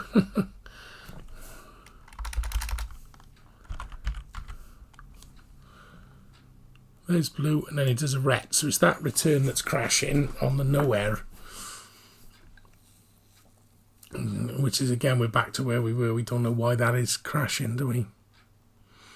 But we're getting a bit further than we were before. But this is the way it was the other day. It was hitting the blue one without that page out code, with that page out being in there. So I'm not sure why it's doing something different now. So there's always this nightmare of relying on all sorts of patches into the ROM and jumps and codes. So I think what we want to do is check the, first of all, let's check that the, how can I've got no way of seeing that ROM and proving it is, well, unless we diagnose the init ROM. It's just, as init ROM's the first thing it does is to actually try and change it. So let's see whether we get to see it.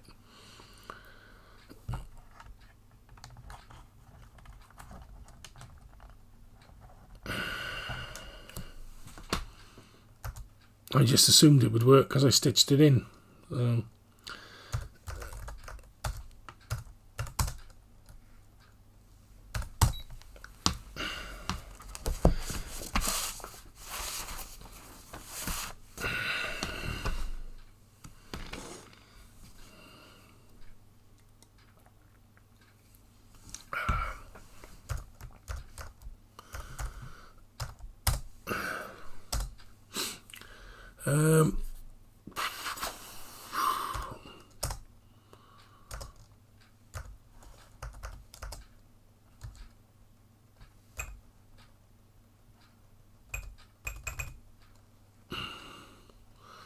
So we're going to trace all the way from the start of the code now, call init ROM. Let's trace the init ROM code.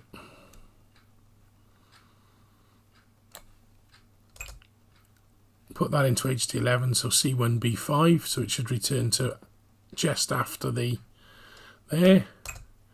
Do the RST8. We're at address 8. I think this is just going to be the error routine in the main ROM again. Yeah. Which ain't helping us because it didn't actually do the...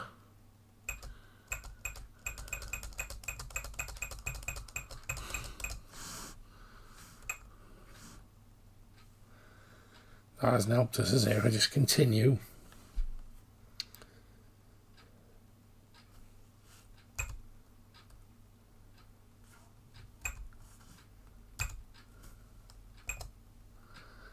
We just end up back in basic after the error.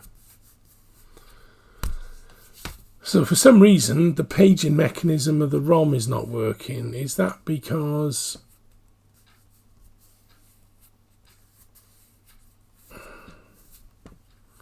but we know the ROM's on because it works. It's got to be something that Picturesque is doing which is interfering with the trace work.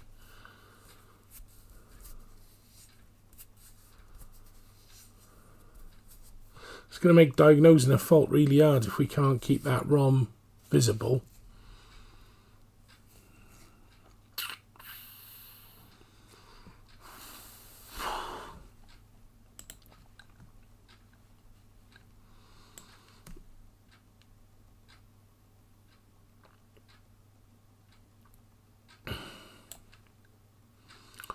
So C1B5.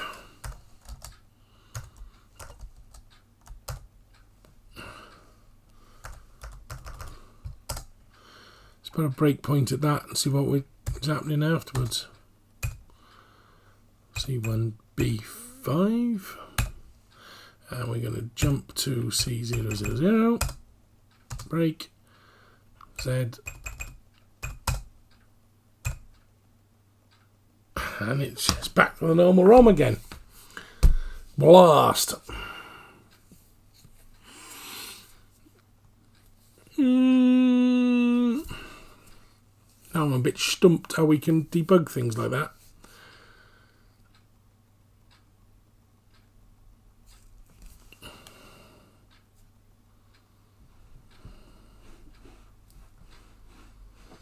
I suppose we could see what address it comes up with at 01CE.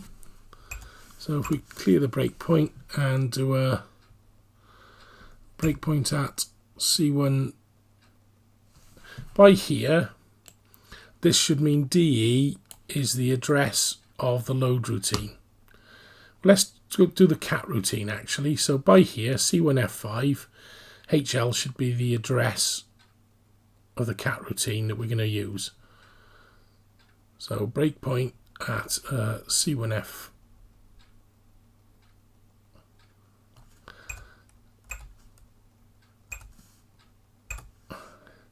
And then JC000.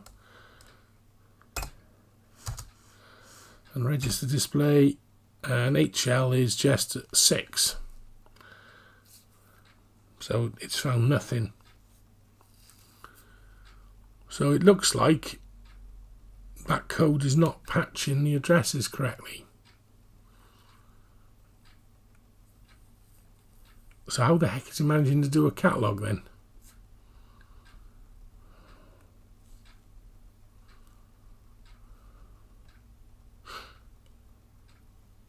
Hang on a minute.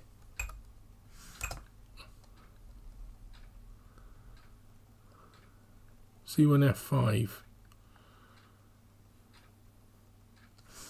We haven't actually done the add HLDE yet. That's okay then. So it's 1C58 plus 6 characters. So if I go out of that and restore the... Yeah, well, you say that, Jonathan, but that's actually what Graham did when we were looking at it this morning. The whole point of this is that the developed patch makes it run completely in any Spectrum ROM routines and character set. Suitable step through and breaking into code run in the ROM area. So I wonder though whether he does actually he does actually do that. Maybe it's patch or there's something that's unknown about it. It is doing something with the interface 1 that he didn't think about, because of course this work was done for Residos.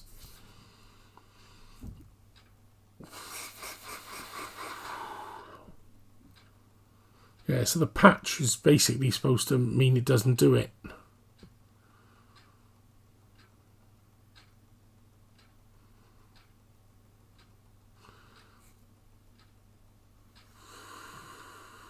Do you know, I'm starting to doubt myself now. Is this copy of code machine I'm running at 4100 the one that Gary has patched? Or is it one I was using before? That was the afternoon session, was to make sure we had Gary's patched one. But now I'm starting to doubt myself. That's definitely what's happening. But it doesn't matter, because now we know we can't debug into the ROM. We just got to be careful about where we put the breakpoints in to see what's happening. So if I go back to trace, we know it's going to send to the add HLDL, which means that the HL now 1C5E is the address of the cat routine that's going to be patched. So basically we're just checking the runtime, just avoiding any patching. So in the Spectrum Shadow ROM disassembly, the catalog routine 1C5E. I'm just checking the sanity check and this going into the right place there. like I said, this code was run literally everyone who used a microdrive Pro, and I developed loads of stuff on it. It ran 100% reliably, so no reason to suspect this code is not working. 1C5E.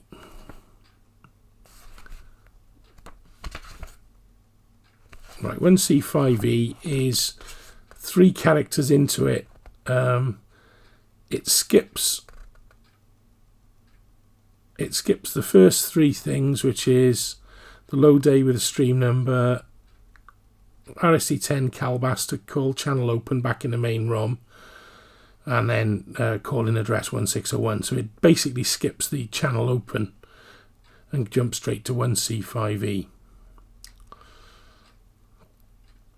So it is picking an address. And which ROM is that one? Now there's a change for the 2 different ROMs, isn't there? There's a new ROM note somewhere.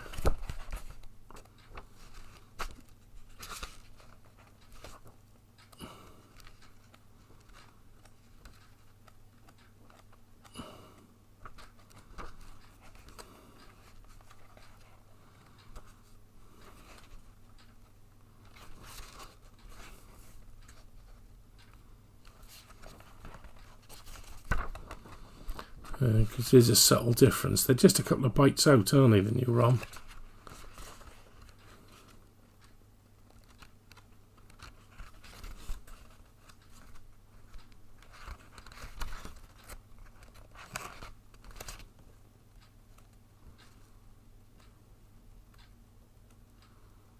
Shadow ROM issue 2.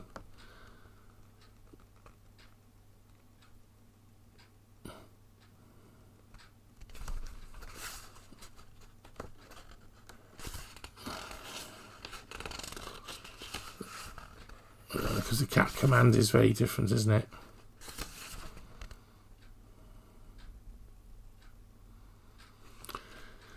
Suppose I better first of all establish which one I've got in this machine, shouldn't I? So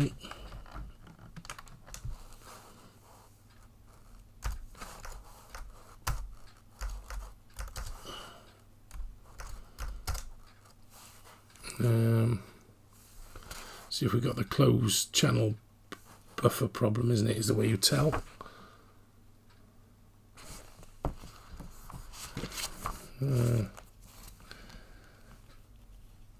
Close #0. If I can find the close command.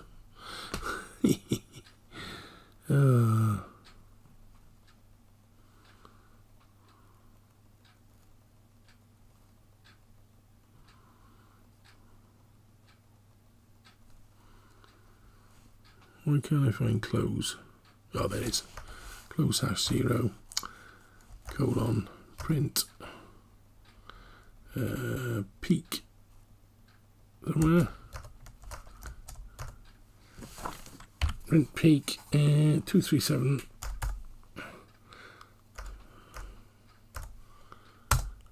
So I've got a 0. So this is the edition 1 in. So it is an issue. This is an edition 1. Which I suspect it is, because it's mine from back in the day, which we bought within a few weeks of them coming out. My edition 2 blew up trying to get the next working with it. So the routineness there is correct, I believe, because that's the exact one that corresponds with the disassembly, and it's finding that. And if we look at the address that's hard coded into the, it's patching the catalog address, which is up here somewhere. Cat, dr cat, which goes to 1C5E, which is the same place. So it's finding the same result by calculation.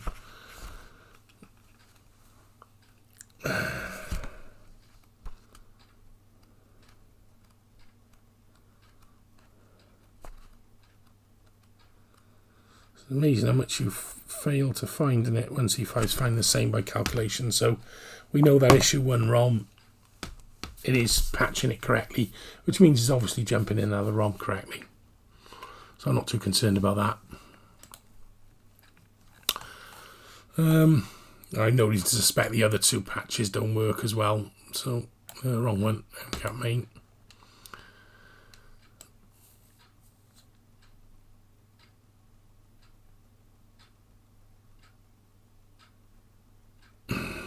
and it finishes by jumping to 0700, which will end up returning back to the code.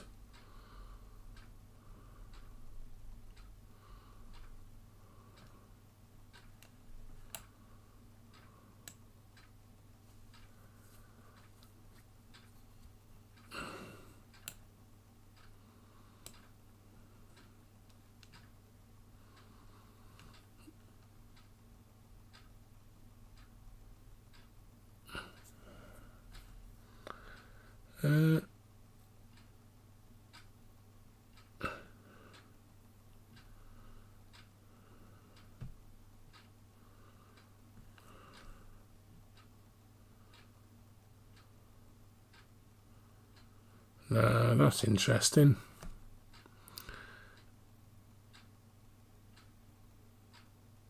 IX has been damaged by a init ROM, which it wasn't originally, and I am using well, it's just random data going to LH and B. It doesn't really matter. We're just putting random junk in there because for a catalog they're irrelevant. So we just have to bear that in mind, that that is not valid. That isn't actually pointing at our safe header position with move header logged out.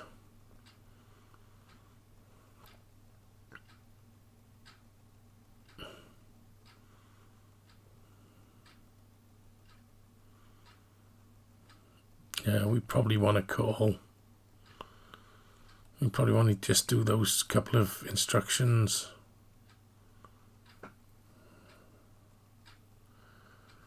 Just load IX with HM safe.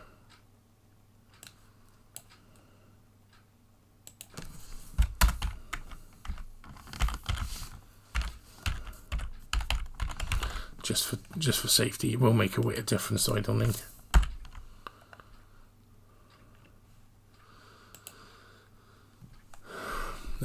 Just for future, otherwise we'll realise it as we haven't actually done it, because it comes back safely from there.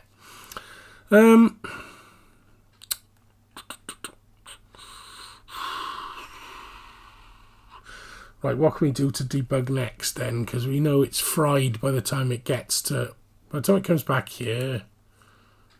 Not doing that page out seems to cause it to crash and not make it back. I assume because the shadow ROM cat must end up coming back and doing the page out at a later date. So I don't think it really makes a bit of difference, to be honest. To our, it's just we thought they weren't making a difference, but it probably does to the running code. We just need to go through a picturesque and find out why it's doing it. So I'll put it back in a minute. Again, this is a really important point for anyone doing any debugging. If you made a change, stick it back, because you could be making a problem worse or cause you a problem later. So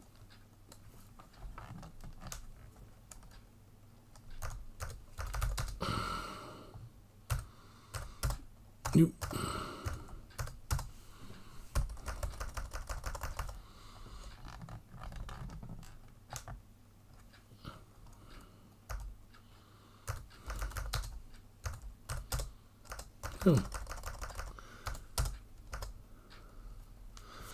Have we not? I've got ESX DOS then.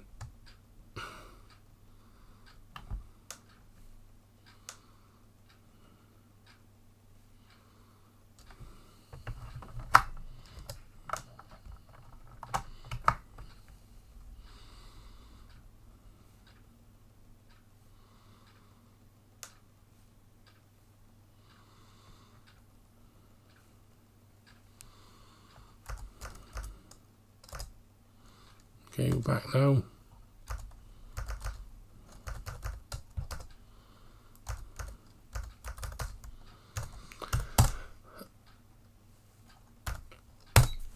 Go back. So find the next breakpoint position somewhere in the code. This is crashing after there, so we'll just assume that that works. I will stick a breakpoint on this load HL common error ST. So after the 700 has successfully done.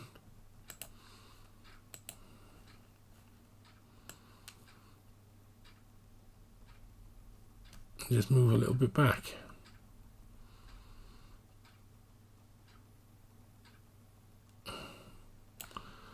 So at C0B1 then.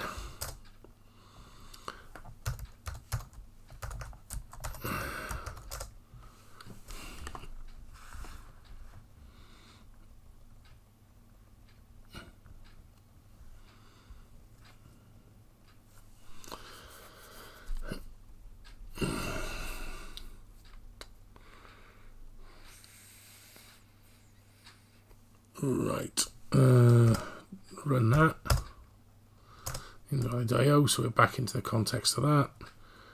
Go to 40, breakpoint at C0B1, and jump to C000.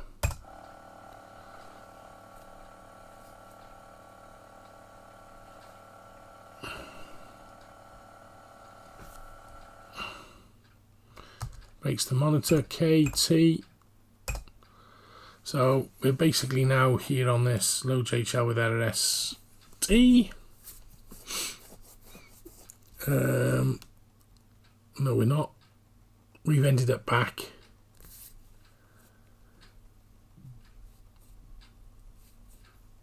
At COB. Now, the code does end up back at COB. It does say that, so I suspect this is a catch-all just in case.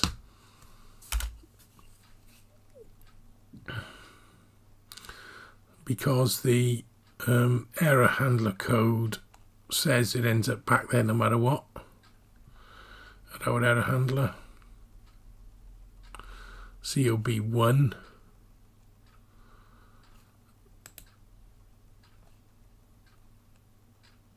No, that's right, yeah.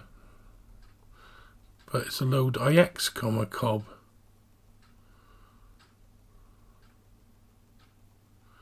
To ABB C0. That's wrong. It's not load IX, it's load HL. So I've disassembled it wrong.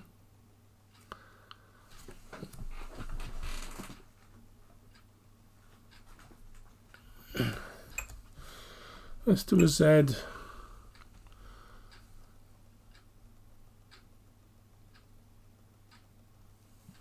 The stack has, David has, this is early on in the code where we create a bit of space on the stack, I believe. Here, MCAT main, when we're setting up to the error handler for the micro drive, there is a bit here, which I think is, it's just by accident, it's pushed HL, which is the error, temporary error handler, and minus error. And I'm fairly certain if I look at the map. Hello, David, by the way. MCAT main.map. If I got it. Can I get a symbol table? Underscore error is C0BF. So C0BF is that what's ending up pushed on the stack at that point. So this has done an 8 byte push to allow an interrupt to happen, even though, and we can still recover. So it's basically creating a stack frame which we can recover from. I was just going to take it apart again and make sure that here where we were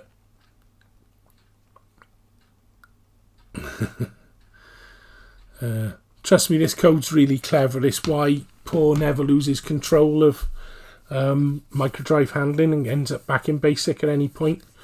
So no matter what you manage to do with microdrives, Paul always recovers it.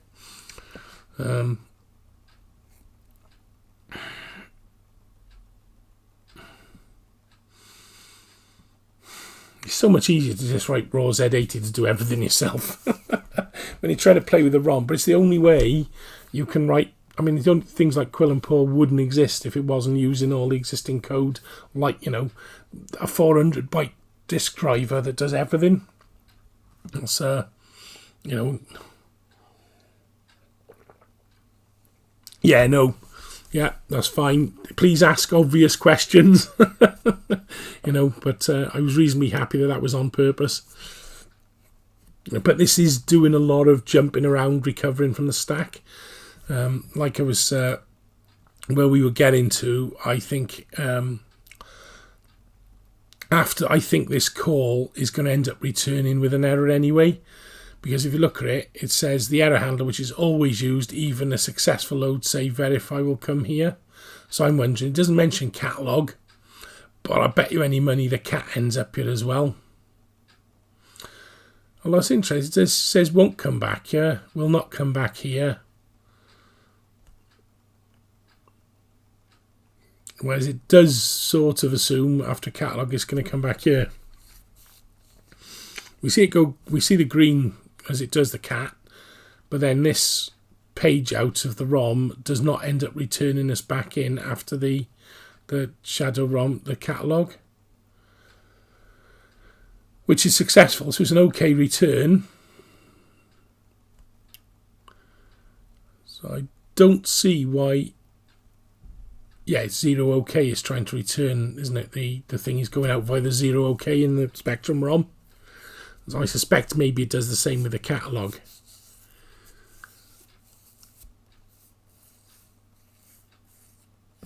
And I think this is probably hangover code, but I'm not completely certain. And I bet you if I asked Phil, he wouldn't remember. It was 35 years ago. Well, this is a deep dive into how the shadow memory works and the shadow ROM and everything works.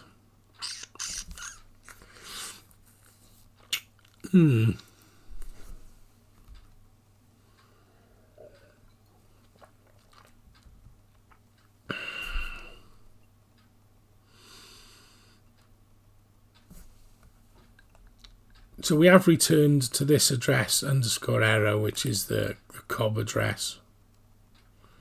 COBF, didn't we? C0BF. So, because I was looking at why that thing was diagnosing an HL. Oh. It's now doing a... Yeah, exactly. I'll just message him quick. So... right, that definitely said load HL. If I could rewind the stream, I'd load HL COB when we looked at it just now. But now it says load HL, which is what I'd expect it to do. So we are here then. We have come back to here. We haven't ended up in the error routine.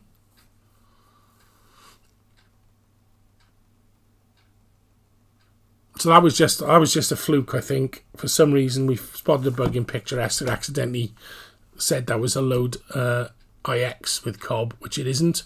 So let's step through it. HL is now going to clear down the stack, which is where your bit of worry is going to go, I think. So RSP is cleared, and we jumped relative to no error here, which clears A, takes our original stack save, and now with our stacks back to the correct context again. We can load IY with FF, which is the clear an error. We can recall our IX value.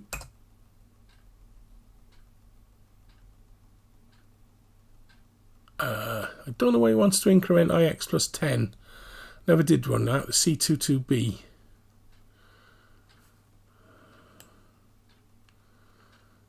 B.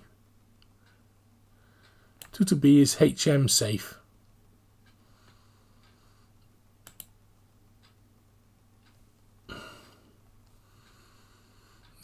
Plus A. So 0, 1, 2, 3, 4, 5, 6, 7, 8, 9. Okay. 10. Safe NX. It's the version numbering system in PAW. Basically, when you do, every time you do the save, the last letter changes on the end. So like page, as you save a page, it becomes A, B, C, D, E, F, G. So this is the page incrementer hangover from Paul, where the file name, the next time you save, you get a file name with another letter on the end.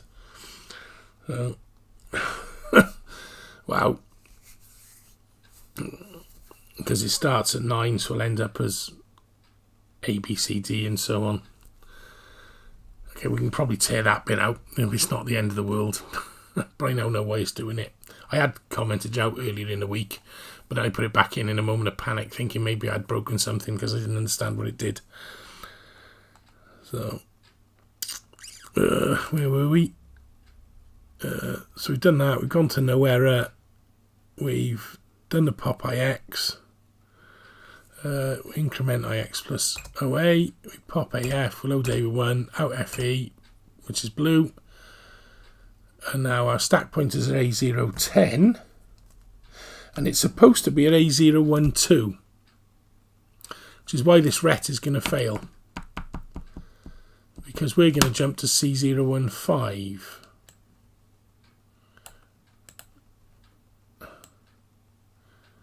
No, it's not going to fail, because that is correct, because that returns up to our return correctly where we called EDSLVH.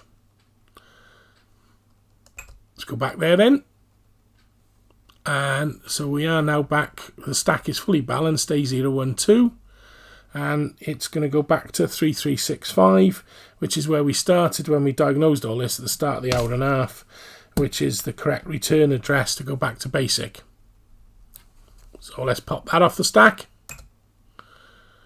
And it is then into the ROM 3365.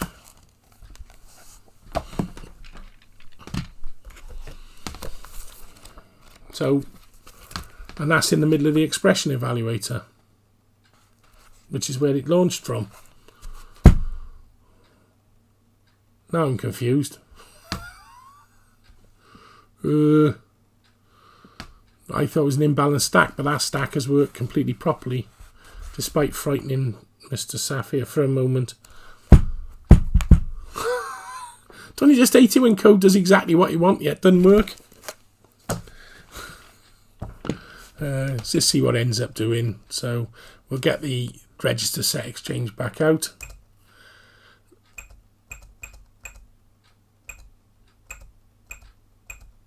I'm not going to run the whole ROM. It's going to take forever to... Let's X clear it and continue after the from where we were.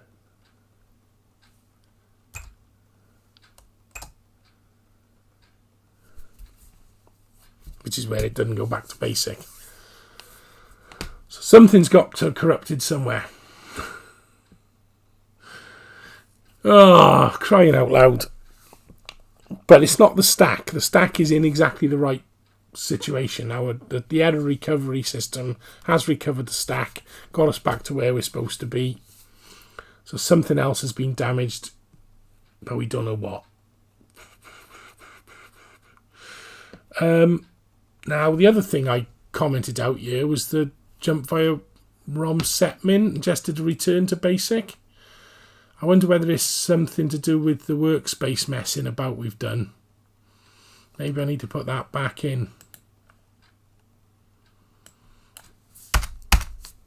Can't hurt, can it? Like I said, let's undo everything we've ever done.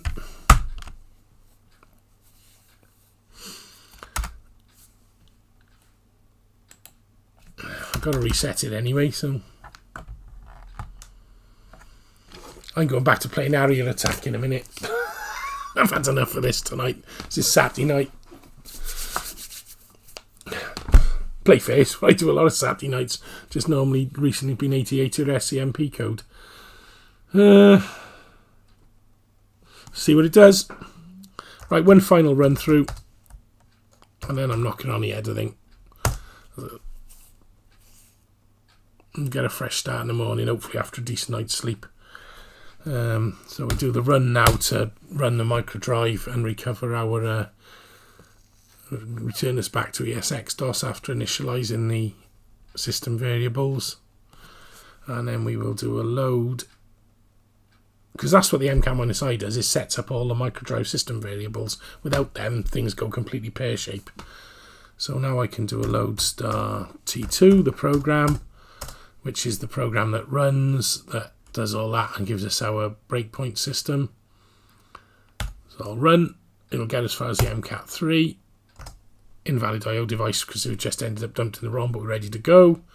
I can go to 40, which will start the monitor, and I could have just tried running it, couldn't I, actually? Yeah, let's just return to basic. What's return to basic? Y, isn't it? Return. So if I just do the randomize user 49152,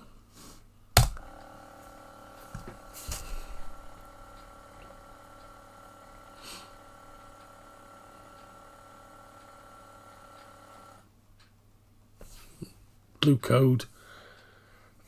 Okay, well, it at least doesn't hang completely now. Yeah, I need to, what I thought, do you know what I planned to do last time was do a screenshot of the state of the machine. Yeah, because if the alternate registers have been damaged by something, we're going to be fried, aren't we? Okay, but that jumping to ROM set min is doing a reset, but it's not making a lot of difference.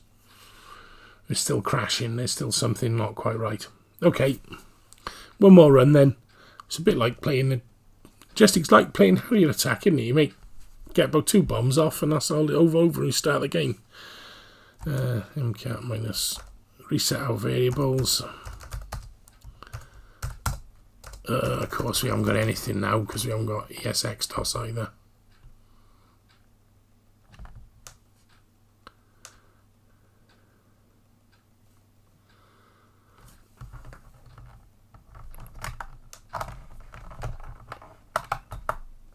ESX-DOS didn't load then for some reason. I'm going to turn the machine off. It's probably corrupted. I needed to press space as it loaded to reload it. Yeah. Thanks, David.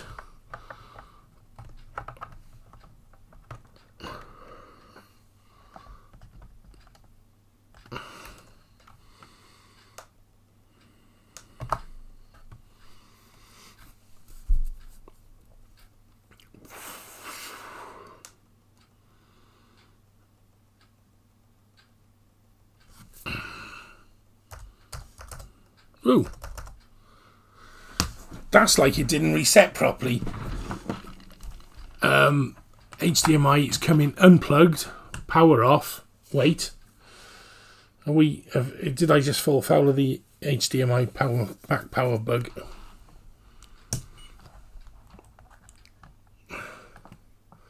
Start the machine.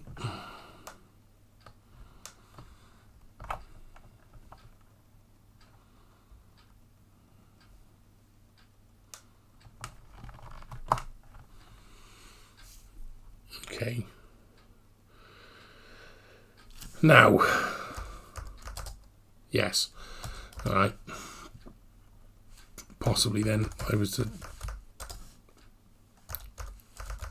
we got a nice fresh set. Create the microdrive system variables. That's working. Just briefly to check.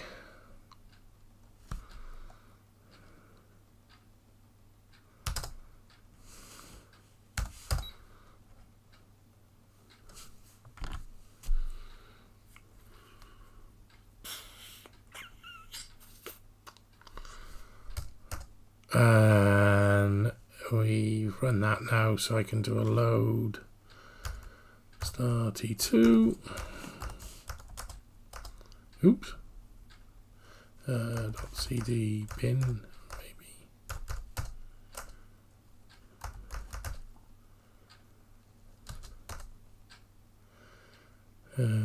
Load star quote T2. I just typed it wrong. Run. Okay. Go go to 40, break for monitor, put a breakpoint in at C000, and then jump to C000. It's just the same thing, but this is, we're just going via the monitor now. So the register displays like that. And let's take a screenshot of that if we can somehow.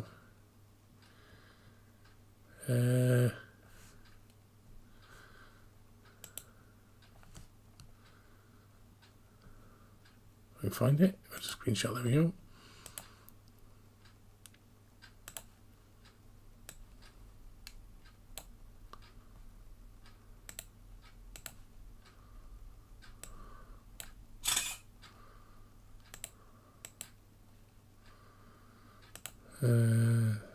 What are we doing here? What's it called? .jam, innit?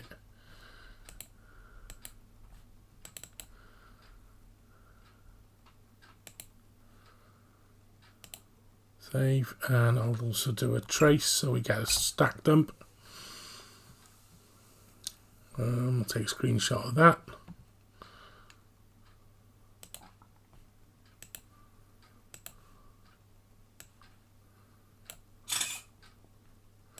Okay, so I've saved a screenshot of both of those into my directory. So we've got a copy of what we saw.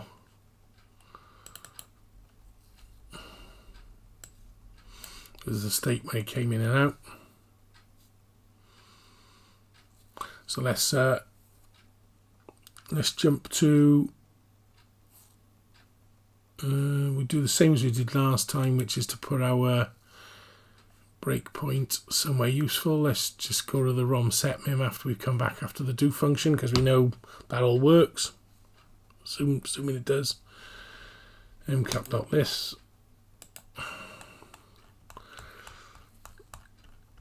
We put it back at C015 again. So X out of that. Breakpoint C015.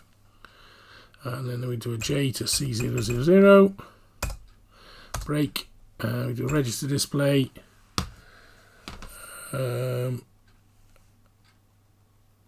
actually you just do a trace and compare those, isn't it?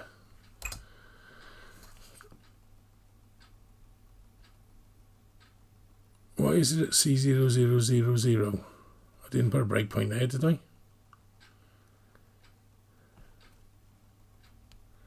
I thought I put it at C015. I did.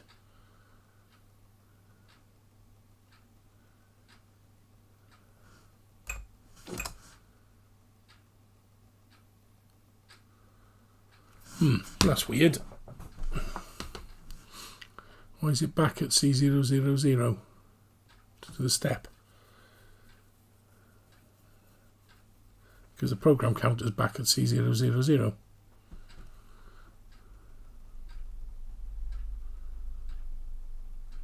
And it did get to the breakpoint.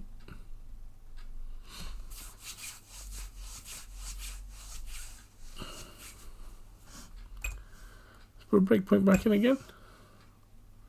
C015 J.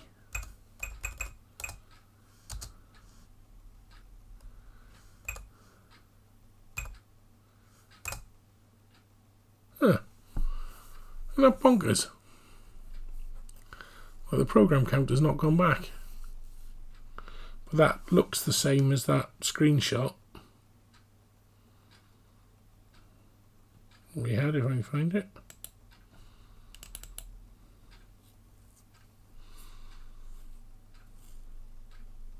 Yeah. Oh, you reckon? Oh yeah, well spotted. And I can't restore it either. Is that left from the previous break, is it? Yeah, you don't get two shots at the... I must have accidentally put a breakpoint in and not cleared it and put a second one in. You can only clear the last breakpoint set in Picturesque. So...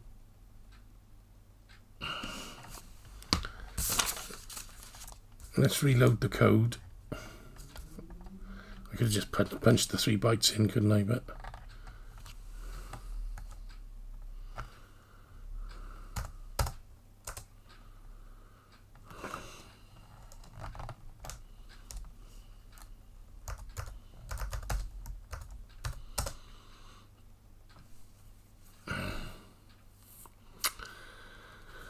I think I'm getting tired now. I'm not paying attention. So thank you for spotting that, Jonathan.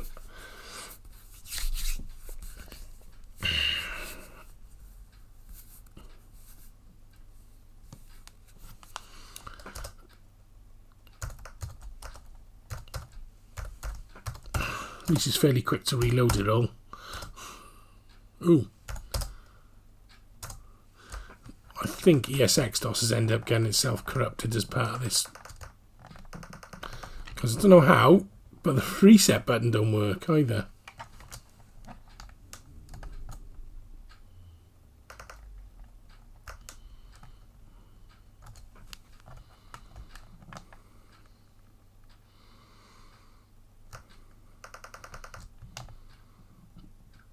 Oh, the physical hardware reset button's gone faulty. Now that's probably not the next. That's probably the crying out loud, the DB Plus board. Okay, just power it off with the DB Plus a minute and reboot.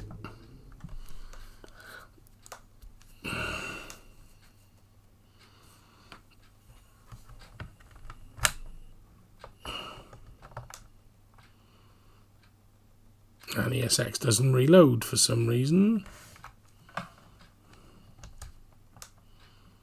There we go, it's reloaded now just by pressing the space button down. Okay, he must have found his signature because ESX-DOS doesn't reload unless you hold the space button down.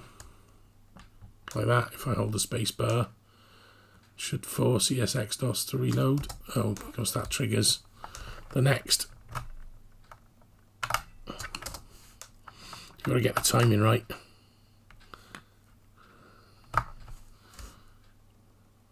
Ah, blaster just keep triggering the air.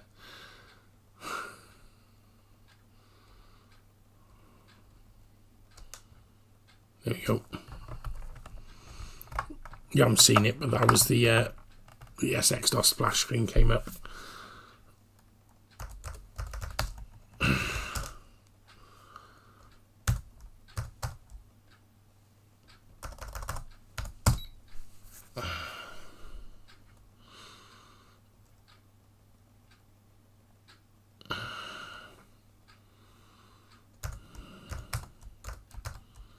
Not on a micro drive.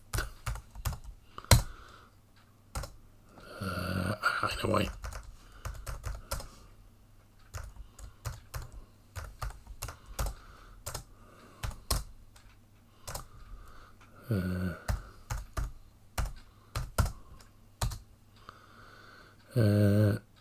Put a break point at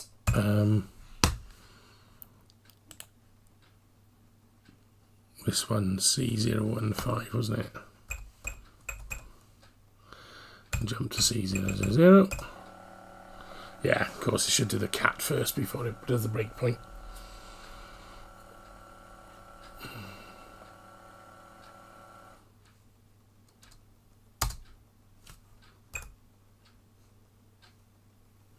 No, we need to do a restore first, get rid of the breakpoint. And that'll give us the context for what we saw.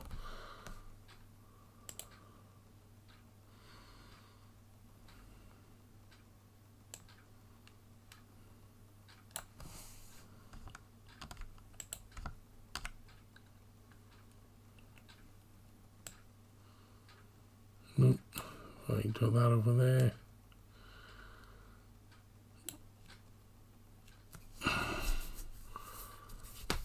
Oops.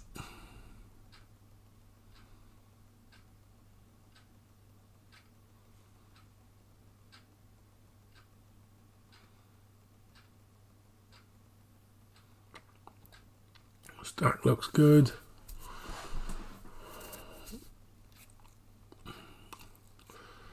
As you say, IY is still okay.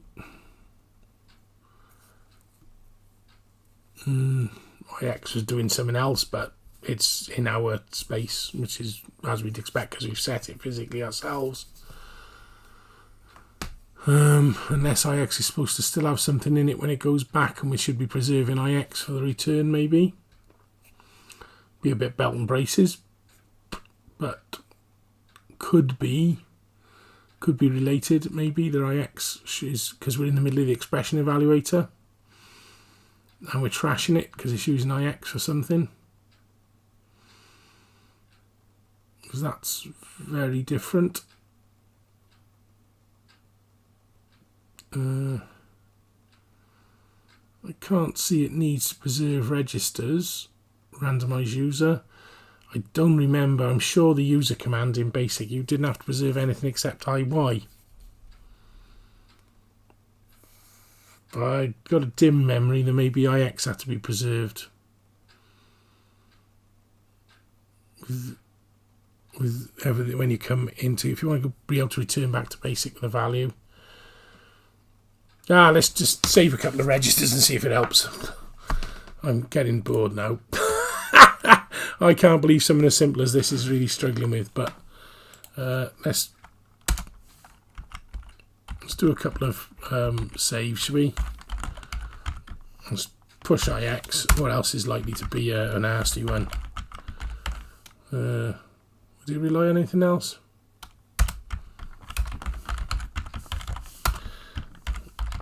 No, let's do one at a time. Let's work out the real one that needs it. Does saving IX help? Because that's the most likely one.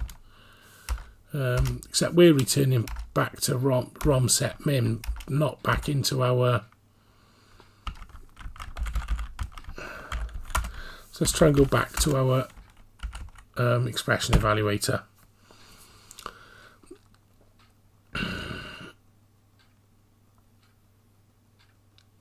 See if it helps in it. Got nothing to lose.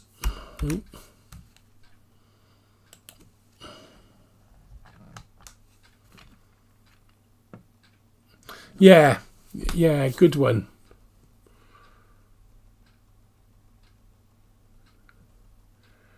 Yeah, well done, Jonathan. The alt regs were quite different. Maybe they're in the middle of the calculator status, yeah. Because I suppose, thinking about it,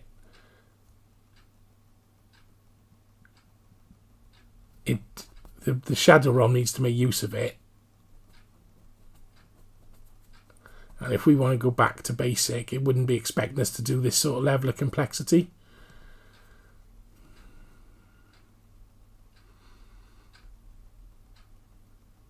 Yeah, actually, it'd be irrelevant for us in the dot command, but to return to BASIC, it would be important.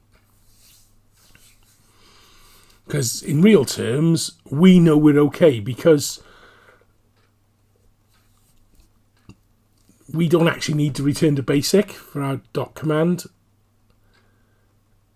We really need to end up returning back to our dot command. So we've got a bit sidelined by having errors in BASIC, but we've actually proved that our stack is balanced fine. We're in and out. We're okay. I'm actually going off on a bit of a tangent here about making it work with BASIC as well. Yeah, exactly, David. If I do that, we'll probably we will end up returning to BASIC successfully, I think. But we won't need any of that for our dot command, really. But let's do the lot, like you say. We don't need to do IY. We know that's preserved. But we will...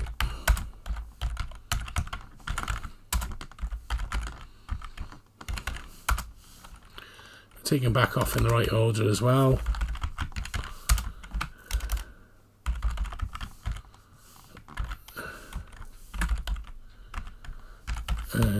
Then we'll do a similar thing here. We'll do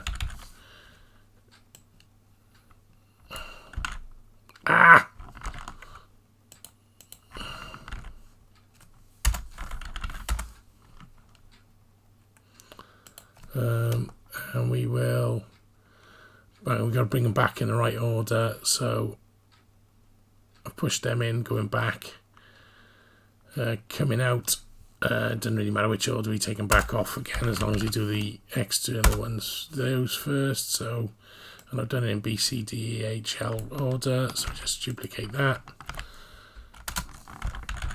Right, okay. There's going to be a lot more crap on the stack now. Save. I mean, I don't need to be able to return to basic except for this playing about, so we might as well fix that problem, haven't we? Sadly, like, it's a lot of space. Which means I haven't got to go back via setmin, and we should be able to use the microdrive in the middle of a basic statement. That would be quite clever, even after an error. That might even be useful when you're programming for a microdrive generally as an extension to basic, because you can't stop, you can't error trap a microdrive code. Yeah, belt and braces. If in doubt, push it. Defensive programming, it's called, I think. So, but that should be done the other end. They should assume I gouged everything out. So, but of course they didn't have the room in an 8K ROM. Right, let's give it a go.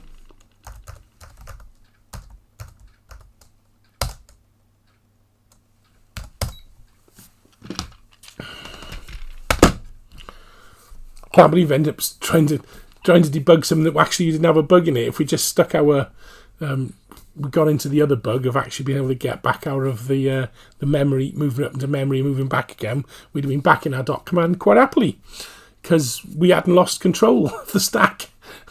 It's because I'm calling it from basic, and I think I said in episode 3 it's usually a test harness that's causing the fault, and in this case basic is our test harness is causing the fault.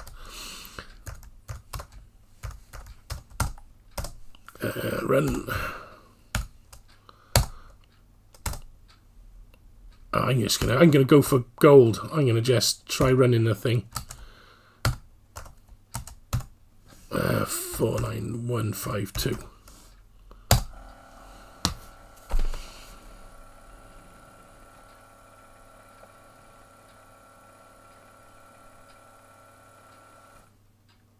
Hey. Better. Better. In fact, if that's going to work, will it work again a second time?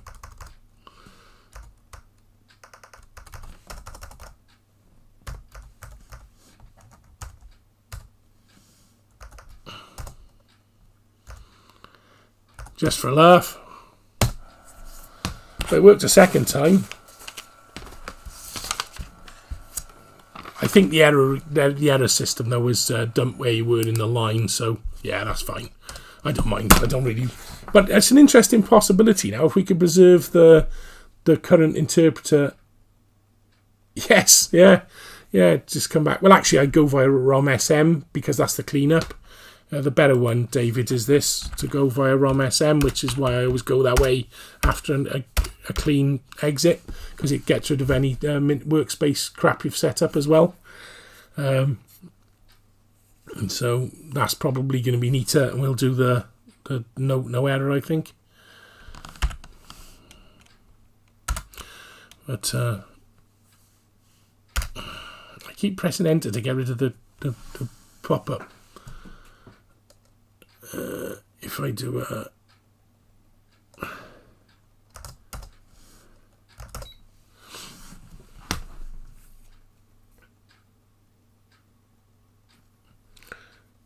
the return is where we've done the randomized user.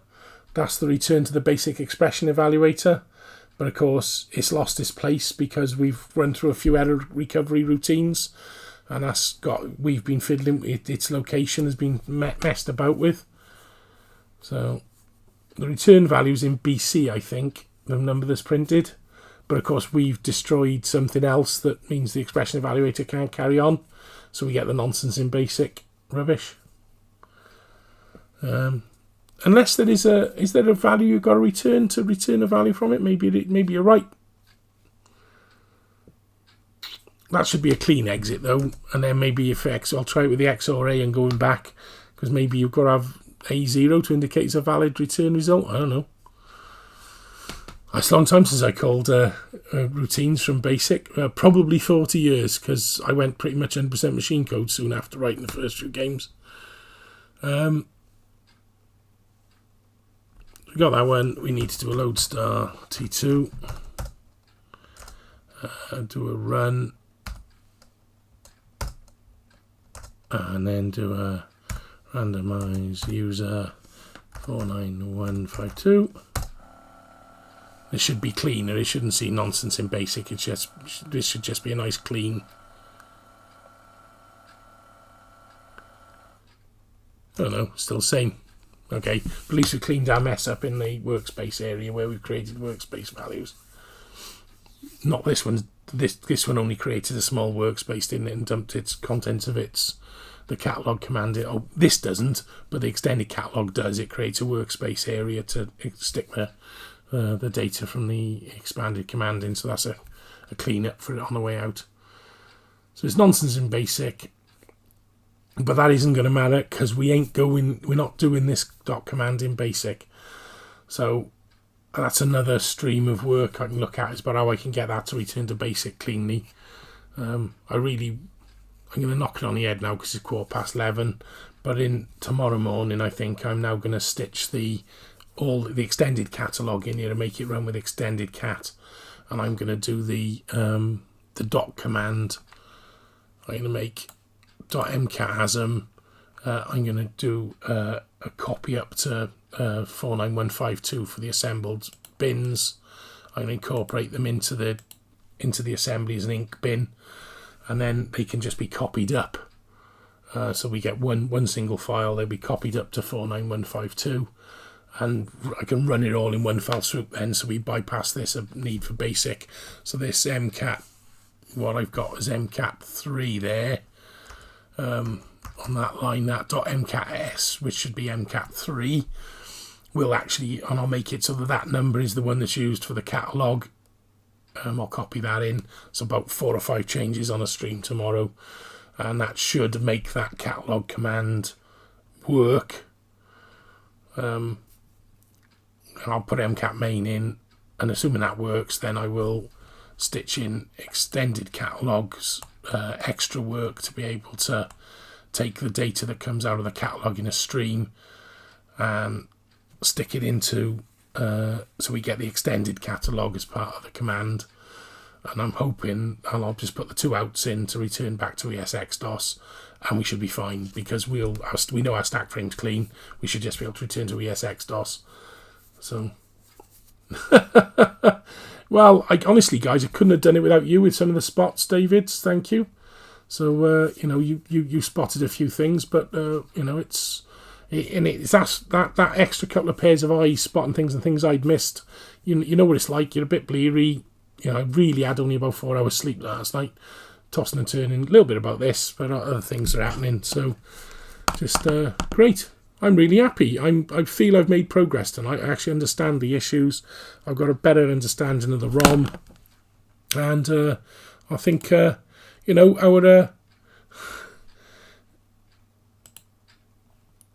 jumping around in memory is possibly going to work tomorrow.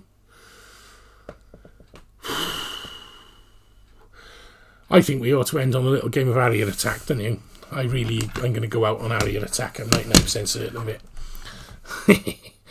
Any excuse to play a game. And tomorrow, if I get the cat working, I'm going to celebrate with some games of the Bearsden Primary children's games.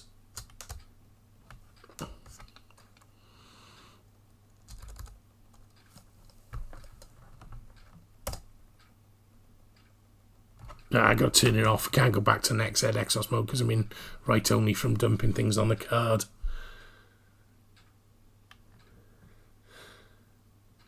Put what on the wiki? What, all that stuff? Or the diagram? Oh dear.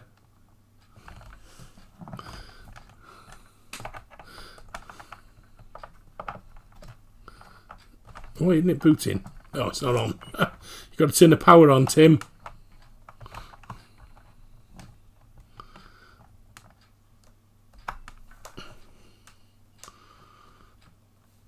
come on.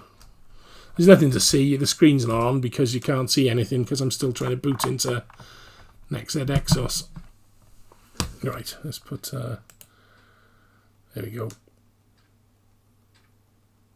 Excellent. Got my controller at the ready. Oh, it's not on, is it? Does Gary not support the controller?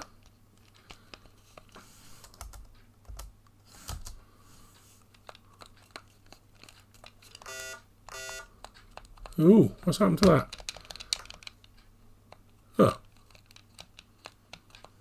Oh. Wrong format, maybe?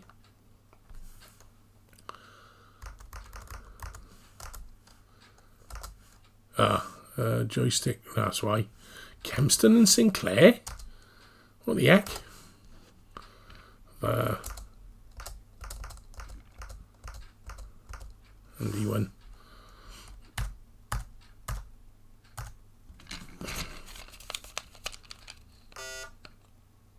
Jonathan, 8:20 AM. Oh, you brave person. Absolutely amazing. So you were up really early to watch that stream then.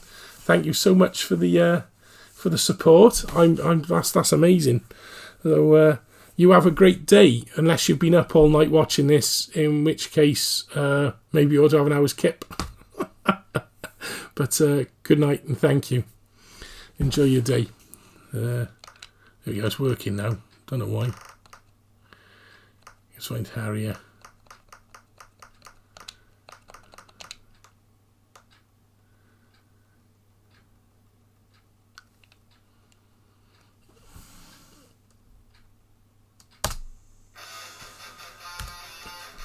Gotta let the music play a bit, haven't we?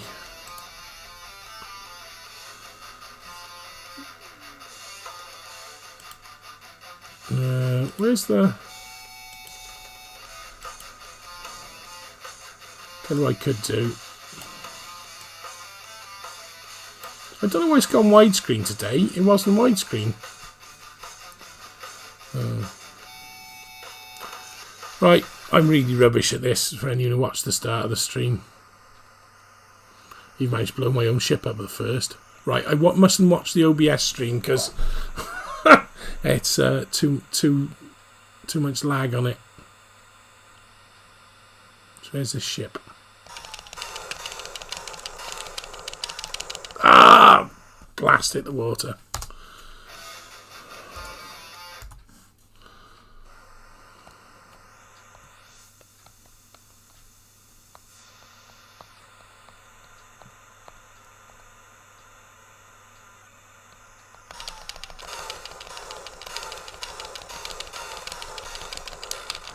Oh, getting there. So, have you actually got it? Have you got to completely destroy that ship really to move on? Have you? I haven't really worked it out yet. Oh, what happened there? I think my machine's starting to get a bit short of power. I haven't charged it in ages.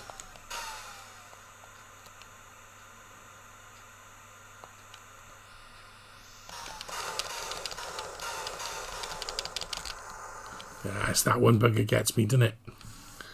Right, on that note, I think we're going to end the stream and say goodnight to everybody. And thanks to Lamper. I got a horrible feeling we'll be playing this for half an hour now before I go and get any sleep. But it's brilliant. So I don't know if anyone's still watching, but if you are, then good night. And hopefully, those who are watching on the replay, I hope you've had an interesting experience for a couple of hours again. And we'll rejoin tomorrow. I'll do some programming without struggling with people where I just stitch stuff together, because that's really not good stream material. And when I'm in a position, I'll announce a stream, and then I'll probably do one tomorrow evening with trying to get it uploaded and finished. And like I say, I won't have enough time to play some of the Beersden games as well, for a bit of light. Good night, Dave. Thanks, mate, and thanks for all the support. See you all, and